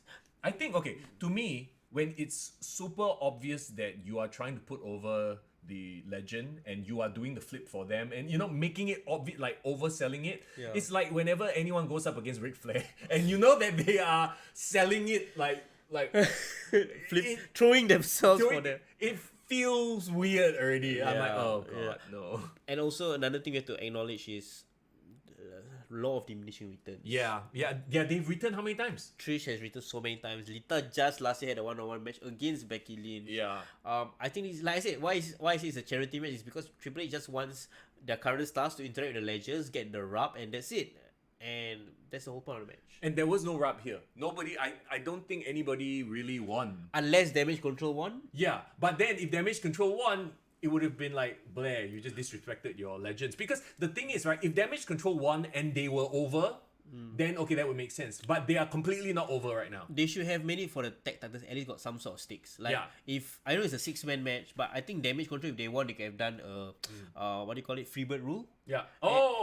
Yeah. And if Trish, Lita and Becky retain, they are still the champion. Trish, I think, don't care lah. They just win for them lah. Well, let's put it this way. It might have been the match might have been flat, but none of the participants were flat. Ramadan, bro, Ramadan. Okay. Next match. Okay. Oh, this one brought the crowd back, I think. For sure. Oh my god. Oh my god. Can we talk? Stop it, bro. He said got rubbed, but I think certain sections of the people watching online, they got rubbed, bro. I shall not comment. Ramadan, bro. I need to move. Relax. But first of all, can we talk about that? There was this weird controversy. Do you guys hear about it? What? Do you guys hear about it or not? Apparently, right, the prison scene that Dom appeared in at the start, which was so well done, right? Apparently, WWE took stock footage from Auschwitz concentration camp. What? Somebody saw it online. They were like, "Oh my god, this was actually taken from a documentary." I don't know whether it's been confirmed. As in, they green screen him onto the prison scene at the No, back. do you remember his entrance? Yeah. Like before, right, there was this hype video where he was like in the prison and he's like that, and then they were intercut between exterior shots of like a prison. Or like scenery lah. Yeah. Apparently it was like from an Auschwitz documentary. Are you serious? Yeah. Okay. Legit. I think maybe the producer didn't realize. He just googled stop prison Prison, image yeah, and then yeah. put in. I do not know about fucking. If that was true, I think that was damn funny lah. That I mean, it was not funny lah, but it's what an unfortunate mistake lah. But overall, bro, like how was the entrances for this match, man? Dom, bro. It was the best. Okay, can I? Okay, would you agree with me, Chad? This was the best entrance to me because it was just like it was hilarious, but also it fits the character. It was menacing in a way. It was menacing, but it was so outrageously nonsense. The funniest thing was again so many logical loopholes to it, like how he go into prison just to come out of prison. Right. And then secondly was how was he in his prison wearing his wrestling gear? Yeah. And then when he come out, the funny thing was I think he walked out of prison, right? But you can tell it was just a police station. Yeah. So it wasn't even like a legit prison, but then the exterior shot was like freaking like high security. Yeah. It just there's so many logical loopholes that I was like, my mind is bursting. Just go with it, bro. This one you just must accept and just laugh. This is one of those things that is so ridiculous. It's funny. Yeah. It's okay. So it's so funny that like you guys said, right? This fella has been out of prison for how long already? Yeah. And then in this match, they kind of like scenarioed him out that he was just coming out of prison. Yeah. With the freaking like handcuff, the police escort, all.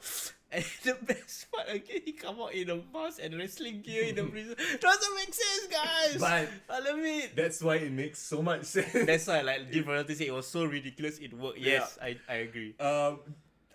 Ray's entrance was like a feel good pop the crowd moment. It was just a crowd pleaser. Crowd pleaser. You came out with which song did he play with Snoop Dogg? Ain't Nothing But Nothing G-Tang. Right, yeah. So I think that will pop the LA crowd. For yeah. Sure. Then after that, Viva la Raza. The transition. Wow. Everyone like. Everyone was so happy when they heard that song. I got chills when that came out. Same. But the problem is, it lasted only for 1 minute. Oh, what a waste. I wish the song played all the way. No, I mean, he had to still come out to his music. You know? Oh, shout out to Ray, bro. His mask over the weekend was fucking dope. The Gucci one, I think the one that was super bejeweled. All of it was dope. Yep. And his Great Muta, I guess, so-called tribute was pretty dope in this match as well. Yeah, so like everything about the pageantry of WrestleMania set the stage for this match so well. Okay, so you had a moment in this match where he spanked Dominic with his belt. I mean, that was this match had to have a spanking moment. Yeah, that was right? a of that. The whole father spanking the child. My favorite social media post of this whole weekend was Rey Mysterio. He posted, "Who's your daddy?" and a photo of them. Oh my god, that was so funny. So that fella got sense of humor. I like it. Yeah. So good. It was so good. Dominic represented himself very well here. I thought he proved a lot of people wrong and showcased himself well. That's why I say that arguably he is the most improved wrestler in 2022-2023. I agree because like this time last year was a bland babyface. Yeah. No one thought he could cut a promo. Nope. He has proven both things wrong now. He had some of the loudest heel reactions from the audience. Yeah. Bro, I thought his spot where he actually threw water in the sister legit didn't realize. Oh. Because you can tell she actually swallowed it. It was like, yeah. do you see? Ramadan, bro. No. Like, why? No, I didn't understand why she swallowed. Did she gulp? I saw her visibly gulp. I'm like, what? Because I think she didn't realize. I think he either that. Okay, my suggestion. I think that wasn't a planned spot. Oh right. And he just did it on the spot. He looked at the car. I got water. Yeah. And she was so angry, like it's like really sister angry at the brother. Yeah. And I thought when she jumped on top, right? I think it was could be an unplanned spot. No lah, I think it's planned one lah. I think the plan was okay. There was some interaction, but I just react to what I'm gonna do. Yeah, and then of course Ray comes in and then he uses that as a distraction. Blah blah. Blah. Yeah, and then was it the mom slapping him? Was the mom slapping? The mom slapping him. Yeah, mom slapping him, and then I don't know why no DQ, but because it's WrestleMania, they didn't want to end the match on the DQ. I think the referee also wanted him to get spanked. Yeah, I think the referee allowed the spanking. Wasn't the referee there in the ring when the spanking was happening? Yeah, he was like, okay, I can.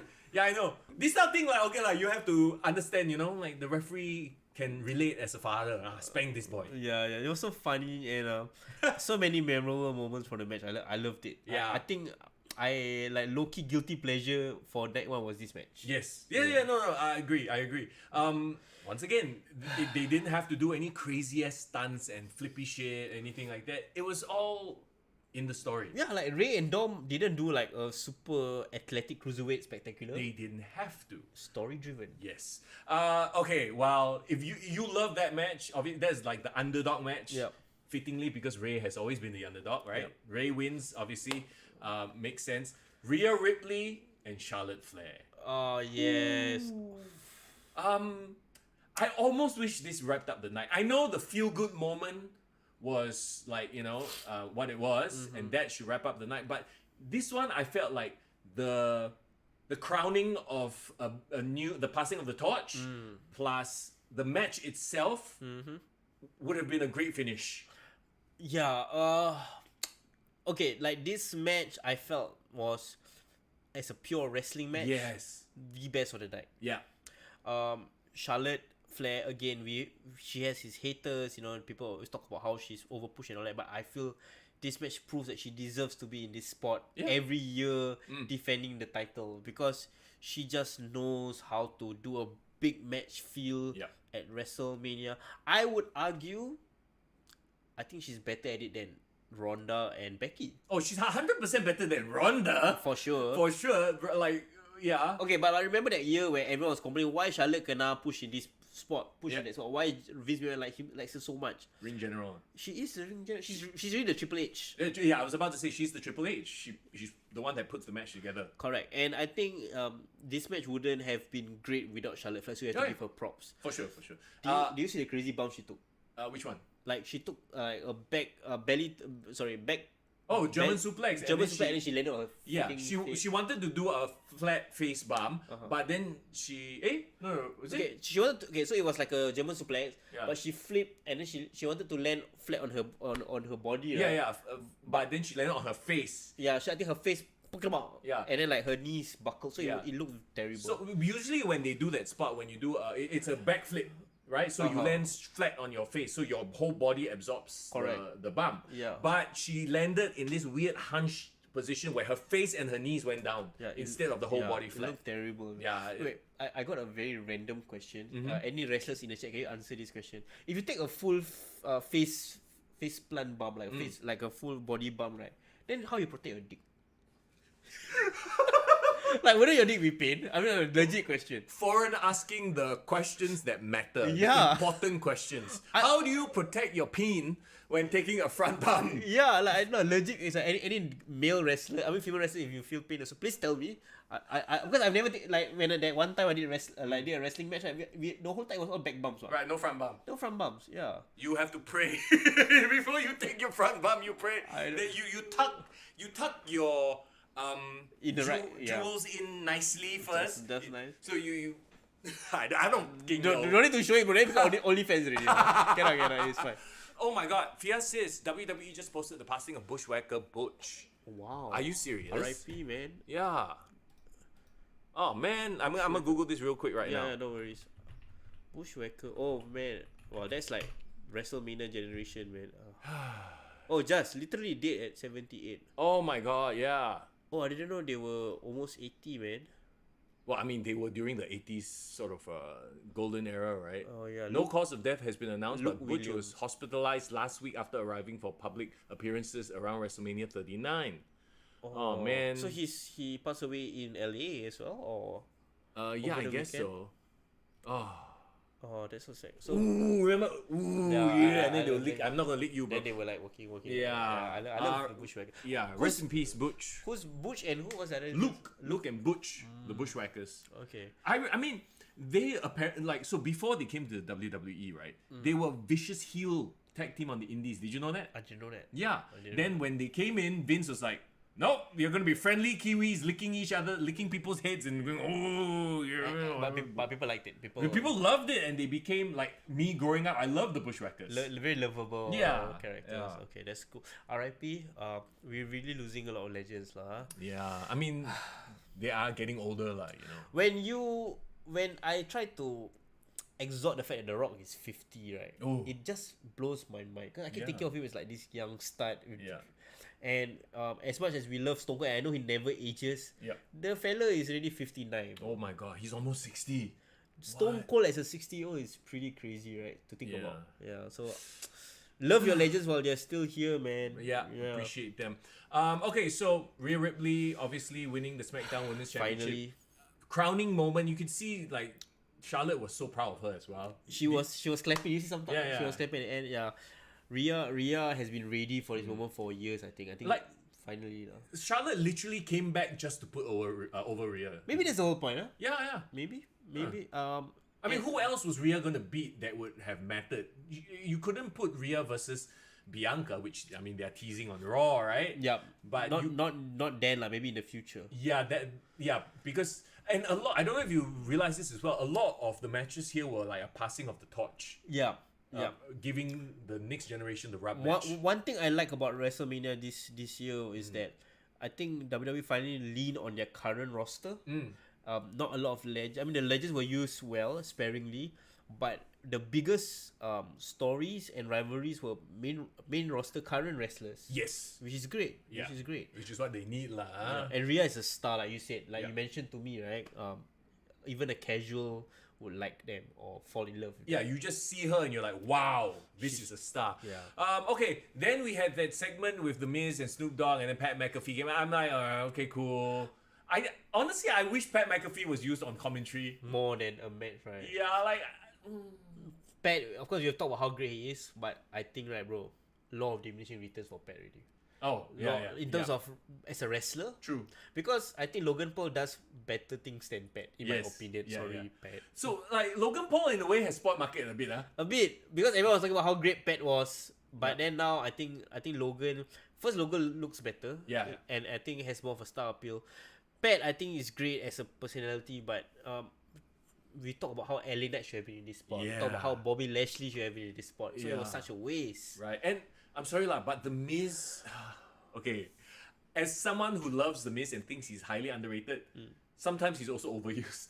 And The Miz has been made to look like a fool for so long that now when you do stuff like that, I'm like, okay, whatever, Miz is going to get humiliated. I get it, you know. Yeah, but who cares? Like we Yeah. already know his life story. We'll be happy for him. We want him to succeed. Use someone else in this role. Damn it. Yeah. I don't know. I don't mind if Miz takes a break for a while and just goes away. Like really for a year plus. Let him be in Hollywood. Like, Yeah. really be a Hollywood star. Right. Because I don't see his value as a wrestler anymore, in my opinion. Yeah. Okay, let's move on then to the main event. Kevin Owens, Sami Zayn versus the Usos. I mean, they are obviously paying off this like year-long feud, this bloodline thing. And how crazy is it, Foreign, that a tag team is the main event of WrestleMania? Well deserved. Yeah. I think people fought hard for this to be the main event. People were sad that, remember we talked about how sad it was Sami Zayn wasn't in the world title picture. I think in hindsight, trusting Triple H, I think this is maybe the spot he needs to be at this point in time. Right. Because I feel like the Jimmy and Jay Uso story also makes sense as a tag team. Like the Jay storyline with Roman, maybe it's not the right time to pull the trigger yet. Yeah. So you gotta give all these 4 people a shine, what? I feel like maybe there's never going to be a time for the Jay. Like, you know, as much as we want to have Jay like break out, be a single star, I feel like the time has passed and we're never going to revisit. The magic was there at that moment and it's gone already. I still have hope. You think so? You still have hope? I Okay. still have hope that since whatever happened this weekend, Yeah. the real story of Jay versus Roman might end everything. But Yeah.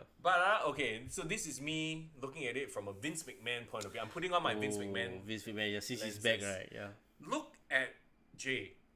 Physically, look at Roman Reigns. Who stands out immediately? I mean, of Who course. looks like a champion. I mean, Jay looks like the little brother, not Yeah. like the. And big he's guy. not jacked or ripped or anything like that. He's sort of like got that Austin body now. What's Austin body? Like, you know, slightly got a bit of belly type. I talking about Jay or Jimmy. Huh, Jay? Really, I thought Jay was the most shredded of the Usos. Is it still? I mean, compared to Roman, that's my point. Okay, got like it. he's never going to, because his association with his brother and with Roman, right? Like you want him to be a main event guy. He's never going to stand out. Like look, at least Finn Balor got shred. Like when you talk about shredder, I think Finn Balor. Okay. I think Logan Paul. Okay. I don't think Jay.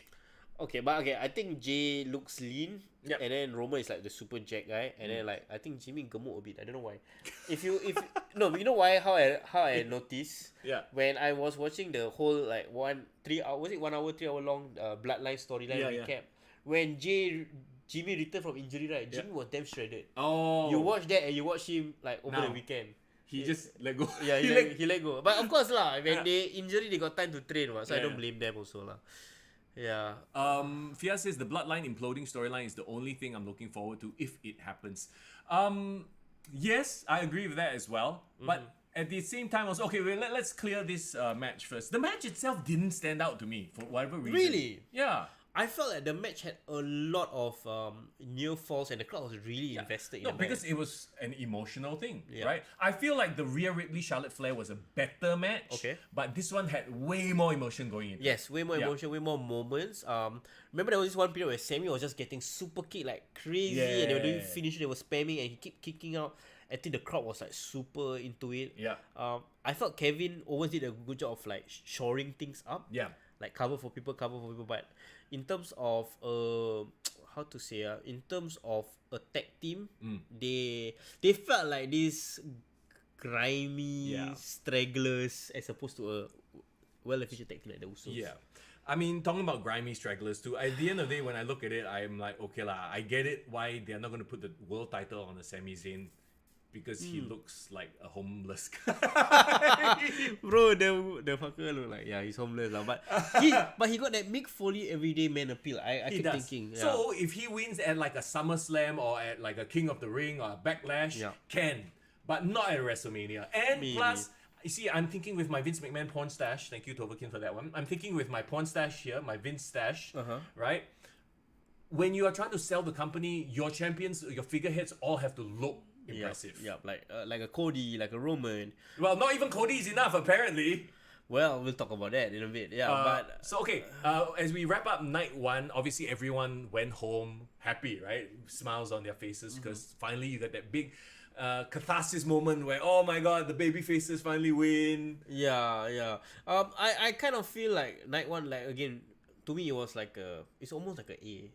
To me, it was an A. Maybe not A plus, but A. Okay, guys, give us your grades, by the way, in chat. Number grade upon 10. What do you give night one? Correct. Upon 10, you want to give letter grades, so like me, because for some reason I keep giving letter grades. Sure.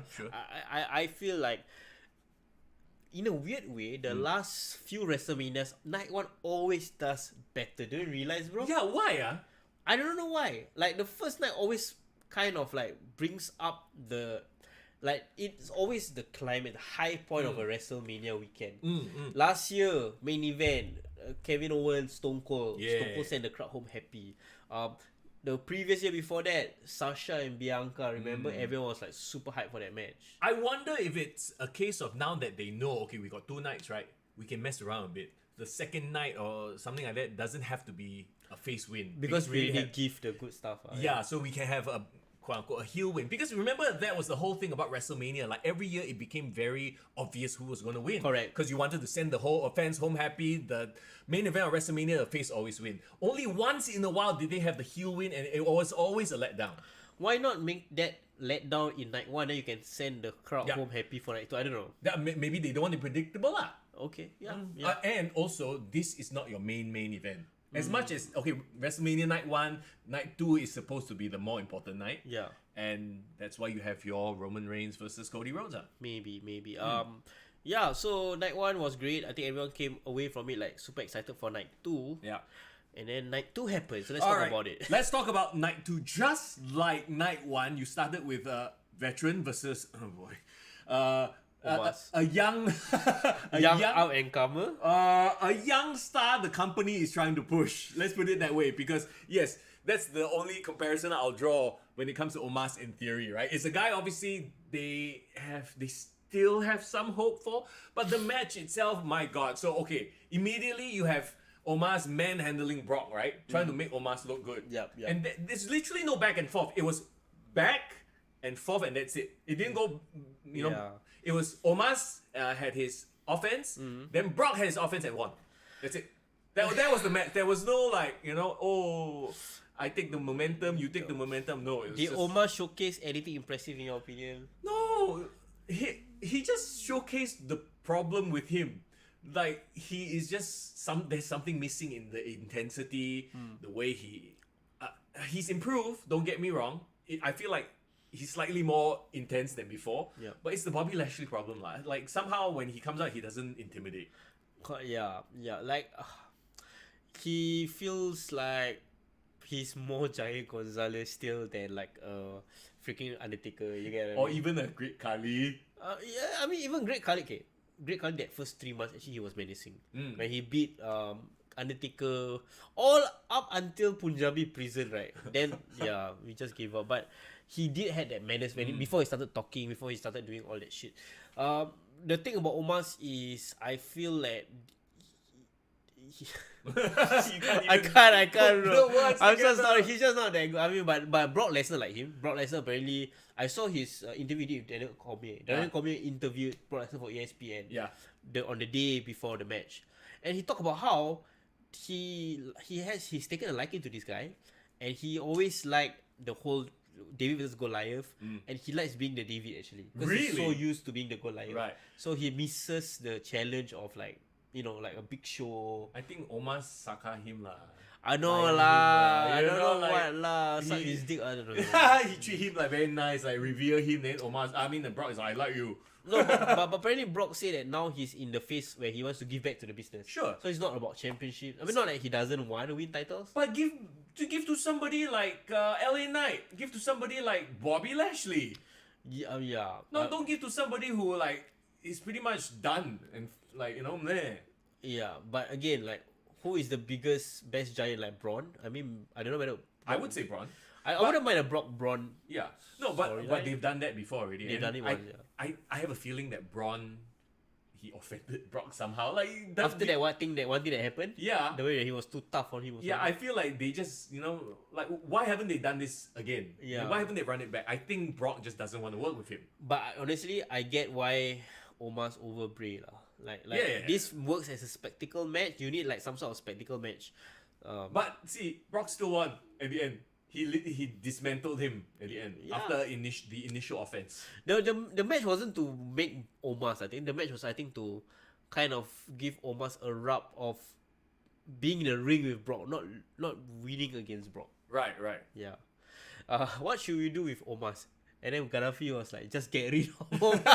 Cannot, they signed him already. Yeah. Bobby is the same age as Lesnar, but at least he's still full timer, and he can still put on high quality, high profile matches. Yeah. I would have rather they put, like I said, like LA Knight in this spot. Anybody other than Omos, but it is what it is. And Yeah. I guess going forward, we know where Brock Lesnar is, going to. Now. Yeah. You saw Raw, right? Yeah, I saw the results for Raw. I was like, oh, okay, that's very interesting. Yeah. No, we can talk about it after this. Maybe he's gonna put over that guy. But anyway, okay. Let's move on to once again. This is a mirror image of the last. Bro, copy paste, bro. Yeah, night one. Freaking now we got the women's WrestleMania showcase fatal 4-way tag team match, and this was a billion times worse than the first one. Now, we already talked about it last week. The fact that you have Ronda Rousey in a pointless tag team match, that's your mistake right there.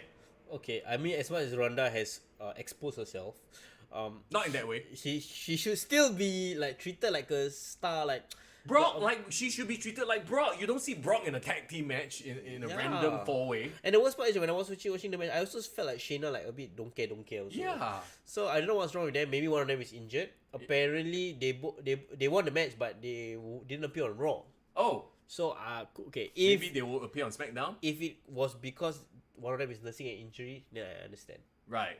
Maybe that's why. But still, then don't have them there. Don't even have them in the match. Yeah. Correct, Jason. Ronda was barely in the match. Just came at the end. Maybe Ronda was the one who's injured lah. That's why she come in, do the armbar bump. That's it. I mean, they tried, but okay, I'm done with Shotzi.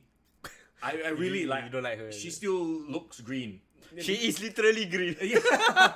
Liv, I'm done also. Like, I think she Really? has a good look, and that's it. She's a look. That's it. Unfortunately, watching this match, I feel like Raquel stood out the most because she's a power. But then she's a powerhouse. But then she's smiling. She's like She's the having Bobby Lashley fun. problem. Yeah. Oh, I cannot. No, get her back to her heel like a destroyer. Did you enjoy Chelsea Green and Sonya? they are comedy heels. And I think a comedy heel doesn't. Okay, let me take that back. You can have high ceiling, but you have to be very good. So far, they are just like cheap heat heels, and it's not working. Yeah. Okay. I mean, I'm gonna say I like Chelsea Green a lot. Like I feel like she has actually kind of appealed to me. Like Who, Chelsea Green? Chelsea Green. Yeah, I think she won me over with a Karen gimmick. Oh boy. Yeah. So but other than that, really, we're just clutching at straws lah. Right. It was just a blame. What does Macau hijau mean? Your mother green. It's like a Malay, like it's this Malay phrase that people have been using on TikTok lah. Just to annoy irritate each other. Oh, right. Your mother green. Thanks for that one, Piers. So okay, this match happened, Ronda and Shayna won, because let's face it, if they lost, how sad would that look? Even for them? worse. So okay, we move on, okay, this one I was eagerly anticipating. Gunther versus Shamus versus Drew McIntyre. The right person won. The right person As we talked about, Drew didn't need this. Sheamus, is kind of cold, honestly. I mean, there was a story of him needing to win the IC title. But they didn't hype it, I feel like they mentioned it in the promo package. But I feel like if they really wanted to milk it for the emotion, they could have done so much more, but they didn't. At the end of the day, I felt like this match not only lived up to expectations. I think Gunther won even more fans. Bro, they were cheering Gunther. Yeah, I think the casual fans who probably didn't know anything about Gunther, by the end of that match, like, holy crap! Do you see? Do you see like when he was giving the the crazy ass chops to Drew, right? Yeah. And you could see people in the crowd. You could see even Titus O'Neil was like, "Oh my god, I didn't want to be part of it." Yeah. Hang on. Why did they bring Titus O'Neil out for this match? Okay, Titus. I don't know what's the vibe with Titus lah. I cannot, his commentary is not good. His commentary reminded me of what? Right? What? Freaking AEW Dark.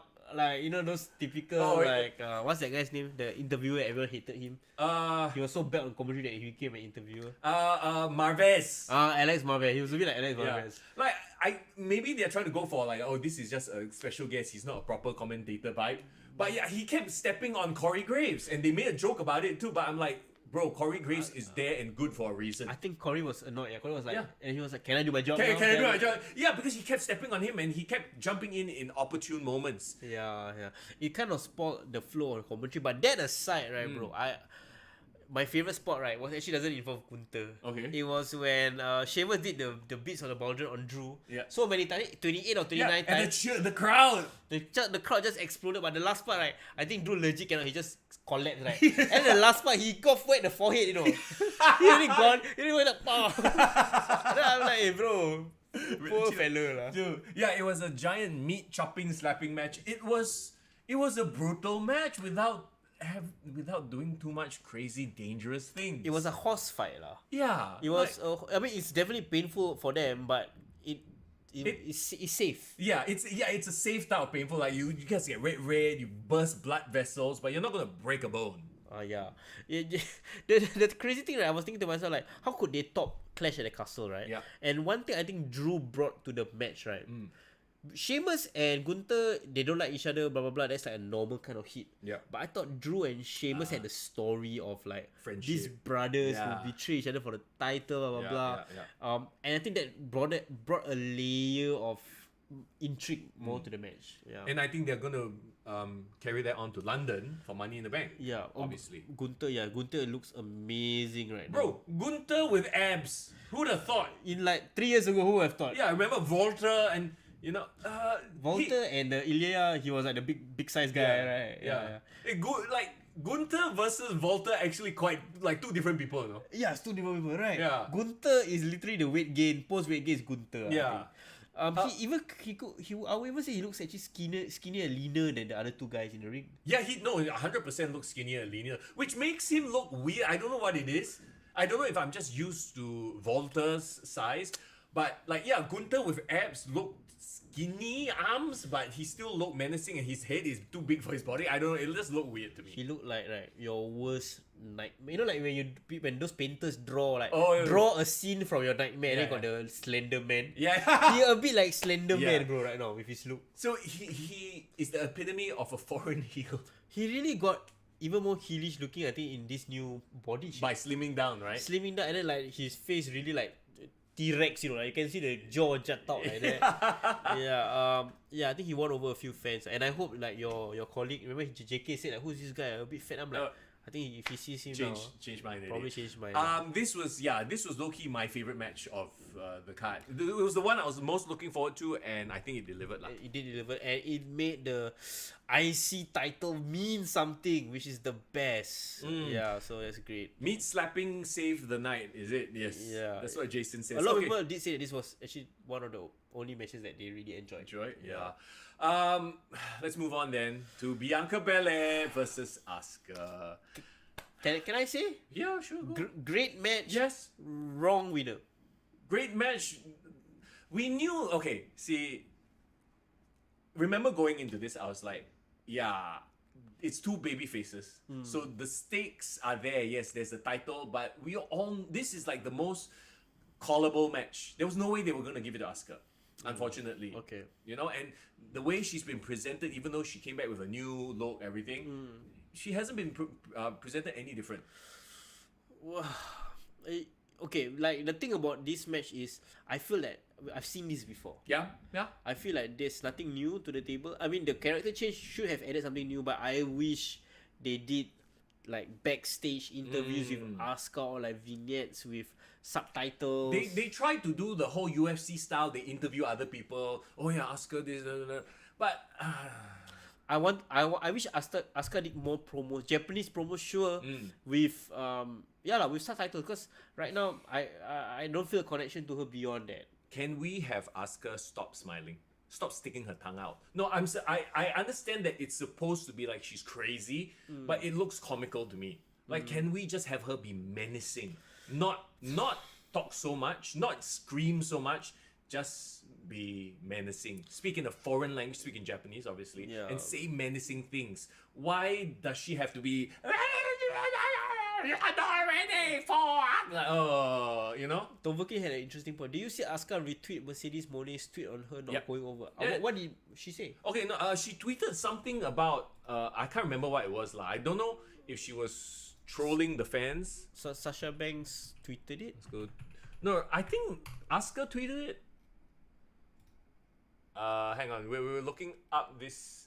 If somebody can send us the link right now. This one? Asuka leaves Mania 39 losing again. Yeah. She's not zero. She's 0.5 at Mania. Continues to make her lose her biggest match. Elevate her character just to push her back down the card. She deserves better. Maybe a return back to Japan. Okay, so that's what Mercedes Moné said. But wait, is this legit Mercedes Moné? Is this legit? Yeah. No, it's not. Click on the link. No. Not now. Yeah, it's not her. It's just a. Oh, it's a fan page. But did she retweet it or something? Don't know. But I know that Asuka herself retweeted something. Just go to Twitter, I guess. Yeah. Asuka. She retweeted it, I think. Hang on, I'm scrolling. Just a bunch of photos. She looks good though in that claw mask. She does. Oh, this she retweeted herself. I might as well go back to Japan, but I bet a lot of you guys, my friends, will miss me when I leave WWE. Now I need the power of your anger. Let's bring chaos to the boring women's division with me. Shit. Let's bring chaos to the women's division. Let's bring chaos to the WWE. Who did she retweet? Oh, yeah, so she did retweet that post. Right. And then after that, she herself said that, she added that, bring the power of anger. She got filled with Stardom management. Avin says, oh, that's why. Is that why she left as Kana? Yeah, I guess. I think her going back to New Japan and starting that division with Kairi, and I think that would be quite interesting. I think it's a step back for her. Honestly, I think she's already the most well-known Japanese wrestler. Yeah, female wrestler, right? Or Japanese wrestler, period. Yeah. Or most successful anyway. She's been a champion. I mean, even better than Shinsuke. Like, Shinsuke. Where was Shinsuke anyway?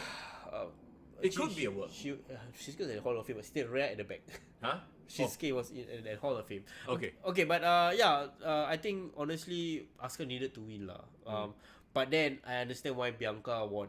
Bianca now runs the risk of becoming the next John Cena, the next Roman Reigns, but when the WWE was pushing them down our throats, and she's on the verge of people turning on her already. But we all know she'll be an amazing heel. Yes. So I think it's fine if people turn on her. I think she will definitely have the ammunition to hit back at the audience. Yeah. But yeah, in the meantime, just milk the babyface run as much as possible. We already know what. We already talked about it. What? I mean, she came out with kids doing like The Cena dancing and stuff like that. How do you can't boo that, right? Yeah, and the problem is a lot of kids will love her, so it Yeah. will be tough for her to change. I think she will. We will get to a tipping point where the crowd just has enough of her, and then we will start hearing boos, and then that's when the heel turn will come. I think Triple H is not dumb enough to Maybe. to not realize that. Let's move on then. Oh boy, to the return. The prodigal son has returned. Here come the money. Oh my God. Here comes the knee issues or whatever. Was it a broken? Did he blow out his knee? Bro, there he goes again, man. Like he literally just came. He literally whisper in the wind, like a candle in the wind. Wow, he returns. And obviously, yes, there's the whole Miz versus Shane story. Even though wasn't Miz the face here in that story? Yeah, Miz was the face actually. No, actually it was heel face. They switch. Oh, they switch, right? Yeah. So yeah, Shane comes out. Like honestly, in terms of surprises, it was a shit surprise. I was like, okay, I'll Shane or whatever. I didn't feel like wow. Yeah, when people I wasn't watching that. I was there at work, and then like suddenly somebody put on the tips. Oh my god, the best in the world is back. In my heart of hearts, thought it was CM Punk. Then because of that, I actually freaking went to the toilet to just watch a bit of WrestleMania, and then can't. CM Punk, bro. Not CM Punk, but the other best in the world. You guys got me, man. Oh my god, CM Punk, bro. And then he comes in, freaking like, tries to have a match, right? Snoop Dogg leaves. He blows his quad, bro. And the best part is, Miz just kept running. He ran an extra lap in the ring. Like, it was good. Like, he didn't just stop and try to, do something. No, he just... And And then he like, he stopped. then he finally stopped. It's like, oh shit. This kind of funny. And then... Oh my god. Okay, I'm obviously he was worried for Shane at that point, and then kudos to Snoop Dogg. I'm sure the referees ringside were like, okay, shit, real injury, go in and ad lib, and freaking. I think Snoop was meant to have done what he did, but later they expedited it. They obviously had to expedite it, so Snoop goes in, you beat my boy up, blah blah blah, and then he. Clocks. Can we credit Snoop for being like a great improv ad-libber, right? Yeah. I think it's super underrated. I think whatever he did, people were like, okay, this guy so chill, so cool. I think he can take off any situation. So much appreciated to Snoop. And then, what do you think of the Snoop Doggy elbow? The worst ropes running in history, bro. Somebody said right, the ropes didn't even bounce back. It was just like, I think he just touched the rope and then run back. You know, it's like shuttle run. This is shuttle run. You do shuttle run. yeah, shuttle run. And the best part is right when I've never seen an elbow right take so long to drop. Right? It's like quads EXES crash. Like father like son. Vince blew out his ACL. Was it? Double quads. Triple H also got quad issue. I think the whole family gone lah. Why isn't Kevin Nash part of this family? He should be also another quad issue. So I think Snoop saved the segment, and we can look at it as one of the funniest. Like, I mean, of course, like get well soon, Shane lah. He literally came back for a cup of coffee, and now he's out again. Oh my poor guy! He was supposed to have a big return moment. I wonder if he was thinking, okay, now I know the company is going to be sold. Maybe I'll never have a moment in WWE anymore. So he's like, let's have a moment with the Miz, and then he blows out his knee. How's Triple H and Shane's relationship? Like, are they gonna be cool working together? Because honestly, when I was watching the press con, like he just mentioned Shane like probably like one sentence and like that's it. So I don't know if he paiseh. No, he paiseh for Shane. He's like, okay, better not mention the fact that he showed up because he. And then the commentators all never mentioned Shane after. Did you notice? They'll brush it under the the mat. Oh my god. Okay, let's get to the co-main event. Were you surprised when the co-main event started and it was like, wow, still like very early like that? I was like, hey, so many hours. I don't know whether it's because of the Snoop thing, then like they got extra time maybe. Obviously, right? So Edge versus Finn Balor, Hell in a Cell. Everyone was going crazy about Edge's intro. I think, you know what, I had my expectations of Gangrel, That's why. and it ruined it for me because And we had the expectation of the Brute theme song coming out yeah and all that. and then it didn't. He had that weird like mask, reflective mask. Yeah. I thought it was okay only. Like no link to Brute, right? Yeah, and I hate that they call it a Brood Edge or Edge Brood or something. Like, what does that even mean? Brood Edge. Whatever lah. They wanted to like shoehorn that term in. My expectation was a bit affected because I wanted a Christian appearance, a Christian Cage appearance. Christian Cage, right. Or right. gang, like all three of them recreate the Brute. That would be Yeah. super dope. Okay lah, I didn't think that Christian was going to show up because he's still signed to AEW. But at least with Gangrel and then with the Brood music, I think would have been cool. Yeah. I didn't I couldn't connect with this entrance because first of all I do not really listen to Slayer. Yeah. So Same. like people were like, oh, it's dope, but I'm like, it's not. Meh. Yeah. It's not Metallica. I don't know. I mean, metal fans, Slayer is of course OG, but I don't connect. So I don't know why. What's the story? What's the link of Yeah. this song? Yeah. Apparently, it was called "Soft of Heaven," which is Damian Priest's finisher. Oh, is it? Yeah, Oh. but that's the only thing that I'm like, okay, cool. Other than that, it was just a normal entrance lah. Yeah. And Brood Edge was a jobber as well. It is true. It's just a mood. It just looks cool. It was a cool entrance, and he's just trying to bring it back. Speaking of mood, yeah, Toverkin, he's brooding lah. Oh my god. Well, after what he did to Finn, my god. So okay, at least they got rid of the stupid red color cage. Yeah, that's right? dope. I think great that they brought back the old school cage. And they're doing it at WrestleMania and not just at Hell in a Cell. There was a reason for this match. Finn's entrance brought back the old theme song, Yes. brought back the. I mean, it was not lights, but it was smoke flares. I thought that was Yeah. interesting. It popped the crowd lah. The crowd loved that entrance. Yeah. The match itself, okay. We'll get to the gruesome gash that Finn Balor posted. Oh my god. Yeah, that was crazy. Bro, it's like people center parting is the hair, he center parting is the skull. Fucks, yeah, Like that's what crazy. the hell? So okay, the spot was when Edge threw the ladder at Finn. He was just supposed to take it and like, oh right. But I guess maybe he He didn't plan, or maybe he missed time. yeah, he brought his head too low and it cut his head open. Yeah, could be one of those things lah. But I could tell like he didn't take it the way he was supposed to take it. Yeah. And it just like popped him in the head. Do you feel like your prediction from last week kind of rang true? Remember we talked about how you said that they're not gonna do any crazy spot. They're gonna do more like a gnarly spot. Yeah. That's kind of what happened, right? Yeah, then there was the spot where he used the two different candlesticks to like pin him against the. Yeah. Okay, what do you think of the weird color coded weapons? Yeah. I thought that was very hokey. Is it for blind people or what? Like No, what the? No, it's supposed to match it because red and purple are their colors. their colors. Yeah, So their now you colours. got red chair, you got purple candlestick. I'm like, this looks cheesy as f. They look like toys. Yeah, I thought they look very toy. I was like, are they trying to sell toys? I don't know, bro. I mean, okay, maybe they are so adamant. Must have color. You don't give me red Henderson, never mind. Give me a red chair. I don't know. Oh, well, we had color, alright. When I saw the blood all over the mat, I thought like, Since I thought they're not supposed to bleed anymore. I thought it was the paint splash on the mat. Oh, right. That's what you thought. Yeah. Oh, and apparently what I read was they literally gave Finn Balor a numbing agent at ringside. Yeah. And like stapled him up and go back in. That's crazy. What the props to Finn. I didn't know you can do it so fast. Yeah, but they did. I didn't know you can do it so fast that you can do it like with hands that like unhygienic. I don't know. No lah, they had like gloves and shit lah. I'm sure there was a medic ringside or they got somebody go down. Yeah. But the thing is like, how to say? People were talking about how they should continue the match and like stopping the match kind of ruin the momentum. No, they cannot. No, I mean, you can't fault them for that. They had to staple his head. Yeah. So I felt like okay lah. It makes now seeing the extent of the injury, it makes sense. Yeah. But in the moment, I saw a lot of people like were angry lah. Like, why this match? Like waste time, like delay. Delay like that, or like it kind of threw away the heat of the match. Though I feel like the match, the heat wasn't there anyway. No. So it felt like some people commented it and saying that it was like a very ho-hum kind of plodding Hell in a Cell match. Yeah. I mean, yeah.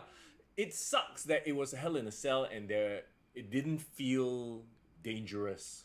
I think maybe also Hell in a Cell has been overused. Or Hell in a Cell hasn't been dangerous and violent in a long time. Yeah. And, well, I mean, the use of blood usually makes these matches more dangerous. But obviously, they're not allowed to do that anymore. But we did see blood unplanned. Yeah, unplanned blood. I think the match could have been better if, first of all, it wasn't color coded. Secondly, I thought when he got injured, right, they would have a part of him of the match where they open the door, let him go out of it, and then they started fighting outside. I think that would have added some more drama, lah. Right. They didn't do what I wanted them to do, which is climb the top of the cage. So No lah, they can't do that already lah. You know, I understand that they're not doing that because it's too dangerous for their workers, and you know, Edge is a legend. He shouldn't have to do that stuff anymore. yeah, I mean, they can climb the cage and just do things on top of the cage, but they don't have to like jump or do crazy things. Right. So, I don't know. Yeah, Finn should have won. You know, I agree with that. Remember we talked about it, but Yeah, they destroyed a bit of the aura, lah. yeah, Edge winning does nothing for anybody. Other than Edge himself, lah, like he won, he kind of got back his revenge from losing to the Judgment Day. Is this his last match on his contract? He's supposed to expire on August 2023. Okay, so still have a bit of time lah. Yeah. Yeah, so like we talked about it ad nauseum, right? Like this whole Judgment Day thing, Finn has been made to look like a lackey. Yeah. Almost. Like, and now that Dom and Rhea are like the main focus of Judgment Day, are the most over people of Judgment Day. Your leader is the worst. He keeps losing. The funniest thing is, right, the two guys you thought would be like the most over from being the Judgment Day are like, actually the lower cut, like Damian Priest, Yes. Finn Balor. Which How is so sad weird, is huh? that? Yeah, and I don't know. It's sad, bro. It's very sad because you know, like, how are we supposed to take him seriously now that wasn't it a case where his demon persona never lost? It was always his regular Finn that would lose. Yeah. But when he brought out the demon, he would always win. But now that's not the case anymore, is it? Demon lost the first time against Roman Reigns, actually, right? Remember that whole debacle? Oh, yeah. Where the ring rope broke and then he fell down? Yeah. Since then, we haven't seen it. They say it's because of the Pope's exorcism. That was a cool way to promote the movie. I thought, promoting the movie with that way and talking about Hell in a Cell was actually pretty dope. Because it makes sense. Demon, exorcising demons, hell in a cell. I thought the intro was part of the movie. The movie intro I thought was part of the match. Yeah. But then it was, then I realized it was a promo for a movie. Then I was like, shit, now I'm interested to watch the movie. Actually, now I feel like I'm watching the movie though. Right. But after Ramadan. But the thing is, right, what was so cool about that so-called seamless thing, right? They talk about the Pope Exorcist as a trailer, and then they talk about certain scenes. Then suddenly, as the guy was talking, as Russell Crowe, was talking, I thought there was like a scene from the movie. He was talking about the demons, right? And then suddenly he said WrestleMania. I'm like, I did a double take, right? Then he starts talking about wrestling. So it's a collaboration. So this guy, in his character, while shooting the film, or maybe after the film was wrapped up, he actually came back, put on his character look, just to cut that scene. I think whatever it was well done. It's really good marketing, and now I think with this, what we're going to talk about next, right? Yeah. We are going to see more of these sort of collaborations. They are obviously experimenting on how they can increase Use the revenue. medium. Yeah, use the medium, increase revenue through advertising, but not just the hey, no. Yeah, Like in the context of a storyline and a match. Yes, like you talked about the pitch black one, and then now this demon one. Yeah. Okay, obviously they've been doing that for a long time with the freaking betting one. Now you got Baron Corbin. Hey, he appeared on WrestleMania. Okay, but backstage we don't know who talking about. DraftKings. Yeah. Oh, lame, but I feel like I think that's the future of wrestling, right? Everything's gonna be like commercialized, which is I don't think it's bad. I think having more money in this way is cool. It creates both brands. I feel like I'm very torn about the betting on wrestling thing. I think they're still trying to get it completely cleared in certain states in the US. But I know the UK has betting on wrestling already. But like, isn't that very problematic? Yeah, slippery slope lah, like you mentioned. Very slippery slope, right? At what point then do you tell your workers who's going to go over? And then, I mean, okay, it won't happen for your main card guys because they are already making money, right? But you know, like your mid card guys, all this kind of thing. The freaking like jobber guys, like they want to make money, they probably want to know. Okay, maybe their matches are not going to be listed, but what if they're like in the locker room, then they hear, Roman's going to win. Okay, and then they leak it out that Roman's going to win and get their friends to go and bet. Yeah, it just creates a ton of problem. Opens a Pandora's box. Like, as it is already with boxing and MMA, right? There is the threat of someone throwing a match. Yeah.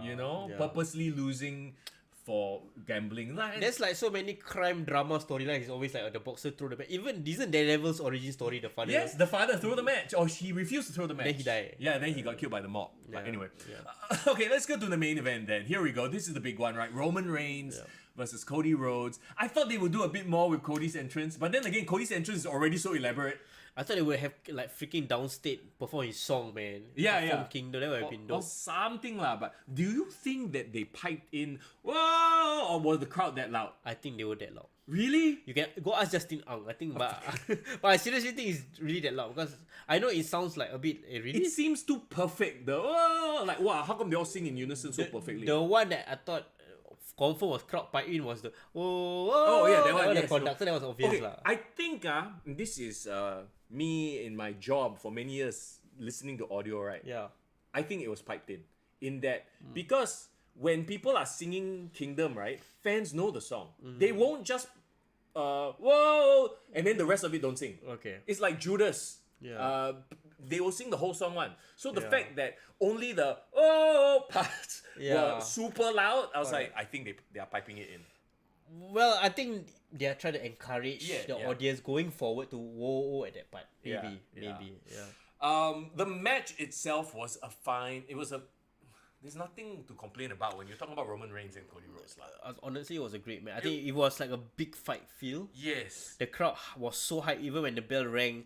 After all the entrances, you were like, holy Yeah. shit, okay, this is the one that everyone's staying up for. Yeah, you had the whole issue with like the multiple crossroads. Yeah. Of course, you had, and we called it right. Like you had the whole like the Usos come Solo, out. Usos come out. Yeah, and then the Usos get run off by Sami Zayn and Kevin Owens to give like the hope that oh my god, Cody has a chance. Sammy had that one moment of that hell of a kick on Roman, which Yeah. was like cathartic as well. Yes.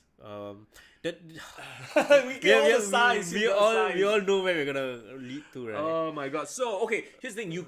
The ref threw Solo Sikoa out, right? Yep. A trope that's done in wrestling a million times.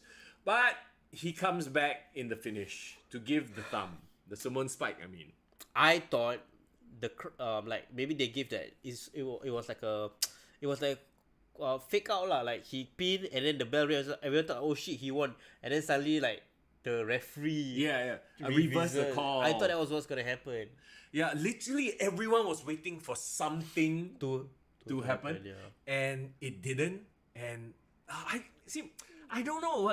In hindsight, right? I'm like, maybe that was the right thing to do, because you are now making people want Roman to lose so bad. Like we've hit the boiling point already, and then again it's like, oh man, like next year. Okay, if this were to be the main event for next year's WrestleMania, you know how hype it would be, how big Cody would raise his level. Does that make you feel like you want to pay money to watch Roman lose? Yes.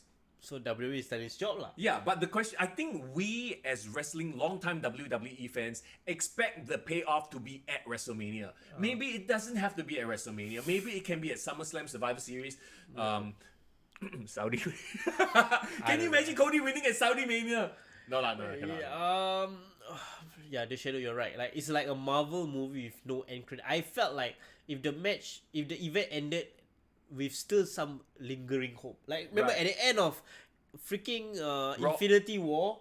Well, hang on. At the end of Infinity War, there was no end credit.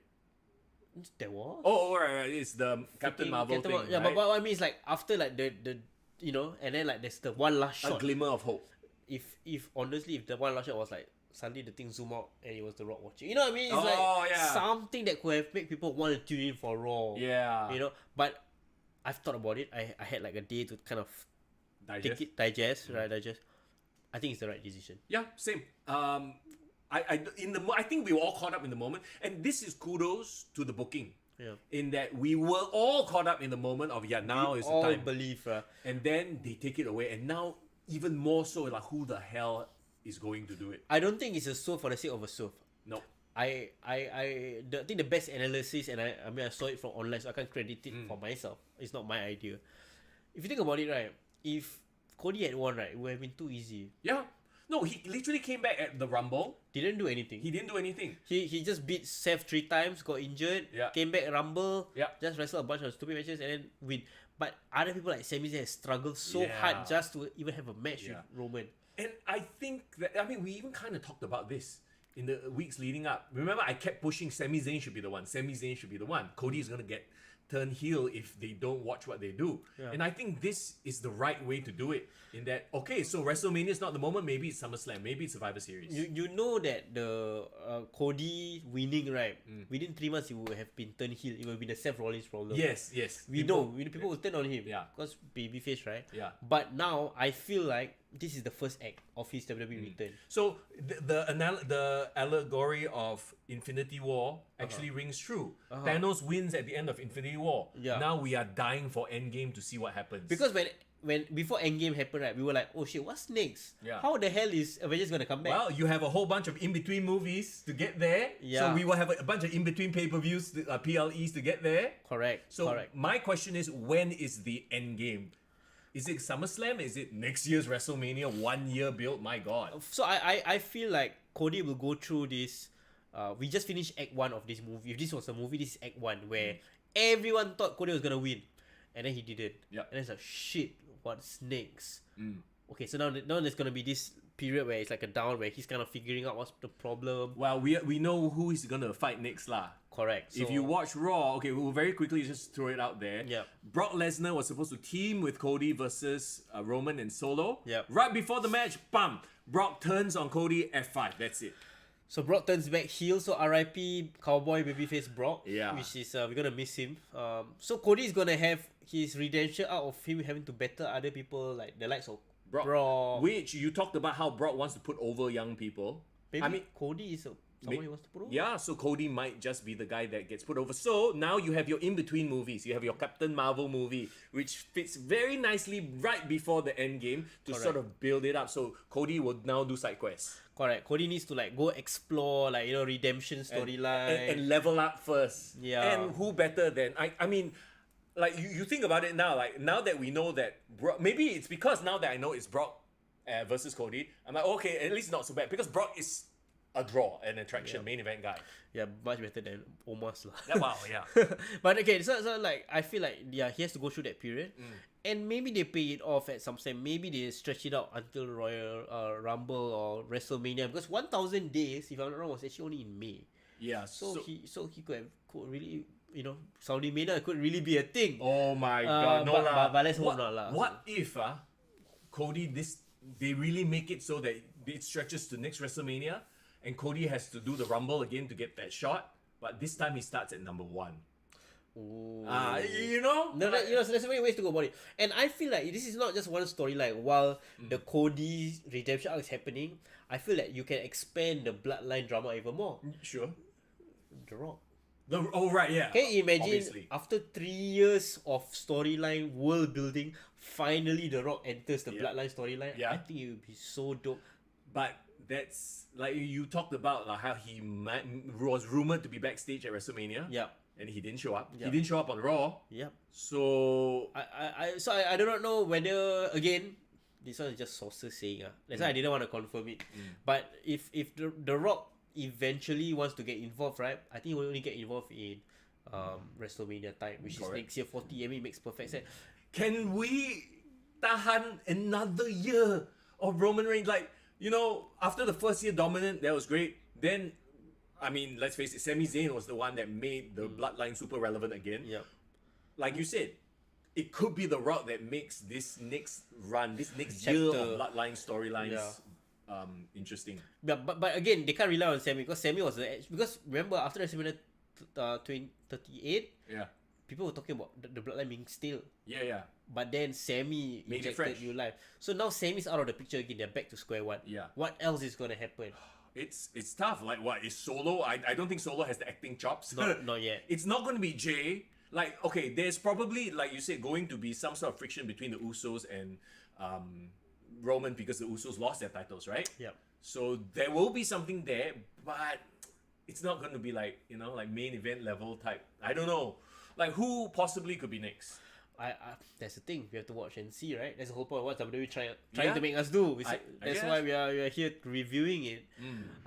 It's weird. To me, I feel like in the moment I felt wow, damn shit when it happened. But given a day, now knowing where Cody is headed to, I'm actually quite okay with it. I'm like, yes, he needs to have that redemption arc side quest to level up before he can get there back again. So like goes back to the overall question: did Cody losing take away how you feel about WrestleMania overall?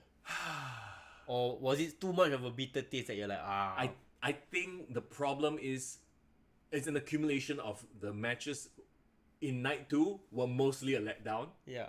Yeah, that's why night 2 felt like a bitter taste. Like, really, you look at the list I have in front of you right now, right? Yeah. Gunther, Sheamus, Drew is the only one that I felt excited for. And maybe Shane blowing up. I mean, Edge and Demon, I was excited for it going into the match, but the match itself was plodding. It was kind of like Blair, right? Yeah. So, yeah, it. Okay, guys, give us your letter grading, number grading for night 2. Upon 10, A, B, C, D, E, F, G, what do you want? Yeah. Tell us what you thought of night 2. I think night 2 was a solid 7. Just for the pomp and pageantry. Yeah. But the results really deflated the whole vibe. Yeah, I think 7 is fair. Maybe even a 7.5 maybe. Sure. Or if night 2 8. Okay, that makes not sense. bad. Yeah. Mileage differs obviously, but night 1 I think is unanimously the better night, right? And this is like we talked about the risk you run when you try to have a heel win at WrestleMania. Overall, for Triple H's first WrestleMania, what do you think? Like overall, I think it was a success. I think that people joke, Vince is obviously booking night 2. I think not lah. I think Vince really is just back to facilitate this sale. And yes, he will probably have a say in who his champion should be, but I don't think he's going to give a flying F about whether Ricochet is a tag team champion or not. Yeah. So all the creative stuff like that, the minutia, Triple H will still handle. Triple H will still maintain lah. Yeah. Most of people are giving 8, 7.5, Fish Lee, C, Fia Yeah. 7. It wasn't horrible, but it was a letdown lah. It was, but I think it's a letdown in the storyline, not a letdown in terms of how the Performance event went or the performance. No. And okay, here's the other thing also. And I wonder if this played a role because they knew they were going to sell the company, right? So when you look at who is your figurehead, once again, we come back to this. Roman Reigns or Cody Rhodes? When you sell, of course, you want Roman Reigns on top. If you think back, it actually kind of makes perfect sense that to be able to command $9.3 billion, of course, you want your top draw to be top the guy. face. Yeah. Not a guy that just came back from injury, Yeah. It kind of makes sense for a corporate, viewpoint. Entity, yeah, definitely. Toverkin, I love his comment, bro. What do you say? So someone wrote that night 1 of Mania was the equivalent of falling in love and getting back with your ex, and night 2 was a reminder of why y'all broke up in the first. Wow. Bro, don't be so philosophical, bro. Painfully deep, Jason says. Bro, that's how I feel about WWE, but WWE always makes you feel love, so I wouldn't equate that. Maybe Right. just this moment lah. I have a friend, remember Yuva, we interviewed him on the podcast last year. I think he had one of the best comments and analysis about it. They talk about it, right? Going into, have you seen the interview with Ariel Helwani and all that?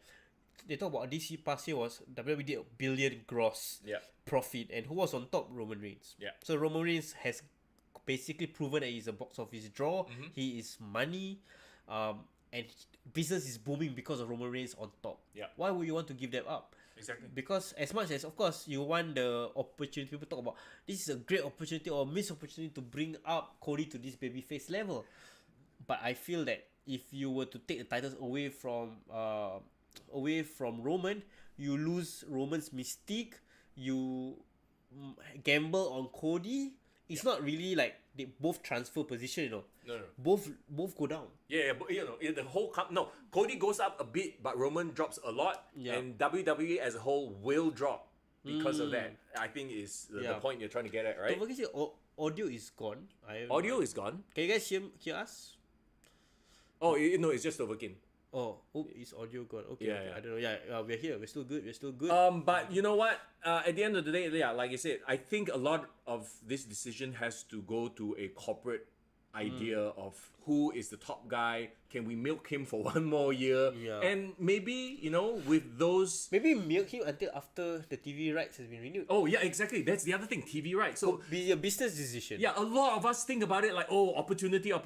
This is a multi-billion-dollar business, Yeah, Let's no. not forget. And with that, with Final Raw, topic, yeah. there's not much to talk about Raw. Raw apparently was quite blah. A lot of people were like... Which is such a shame. disappointed. Post-Raw, yeah. Because we always associate post-WrestleMania with like, crazy returns. Matt Riddle return, yay. Bro. I'd rather Randy Orton return. Yeah, but okay, the big news coming out of WrestleMania. Like I said, last night in the evening, I was on stream and somebody brought it to my attention and it blew my mind. WWE sold to Endeavor for $9.3 billion. Endeavor, of course, is the company that owns the UFC. Woo! Can you imagine? When that was confirmed, and you got the news, what was the first thing that came to mind?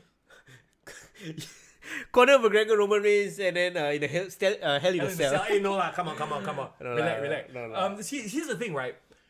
I'm looking at this going, it actually makes perfect sense. Because let's not forget, the UFC, I don't want to say copy, but were very much inspired in the way they promote fights by the WWE. Press cons get the fighters to be all charismatic, promoing basically, right? Yep. The pay-per-view model started with WWE. Correct. Vince was the trailblazer, Yep. you know? And then Vince was the one WWE was the one who started selling his products straight to consumer with the WWE network. And then now UFC is doing it as well. Yes, Fight exactly. Pass. So I feel like it makes so much sense because there's so much crossover audiences. Yes. But I feel like the fact that they can still remain separate entities within a bigger conglomerate is actually pretty crazy because they will monopolize the whole live entertainment scene. You know? Exactly. So this Endeavor, like, wow. Okay, and here's the thing, right? Like you think about their businesses, they're actually very, very similar. They're putting on massive live shows. So they have the expertise in terms of pyro, in terms of arenas, in terms gates, of people gates. who they know, Exactly. and all that. So don't be surprised when you see people get fired in those realms. Because a lot of people are doing the same job, right? Exactly. So now that's that tough. they can, it sucks lah, but they can consolidate their knowledge base. Yeah. And don't be surprised to see, like, you know, the way they present certain things bleed into each other now. But I think by and large, right, they still need to be separate companies. You can have UFC fighters show up. You can have WWE wrestlers show up in UFC.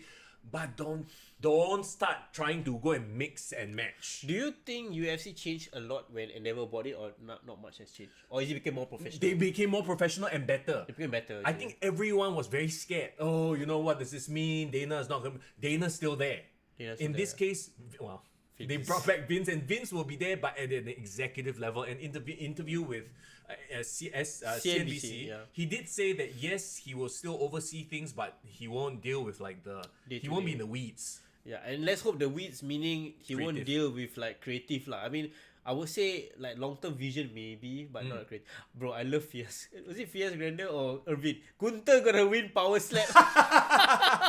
I cannot watch that slap show. So I guess I cannot. Yeah. It makes no sense to me. This is not. Yeah. Okay, well, anyway, let's not get into that. So, yeah, I think that both businesses are doing so well now, it makes zero sense for them to try to go and cross over bullshit. Last time they wanted to compete, or they wanted to like, oh, we're not in business, in the same business. But I think now there's so many similarities. I think both of them want to lift each other up. Right. It's, okay, I don't want to see a freaking brawl for all.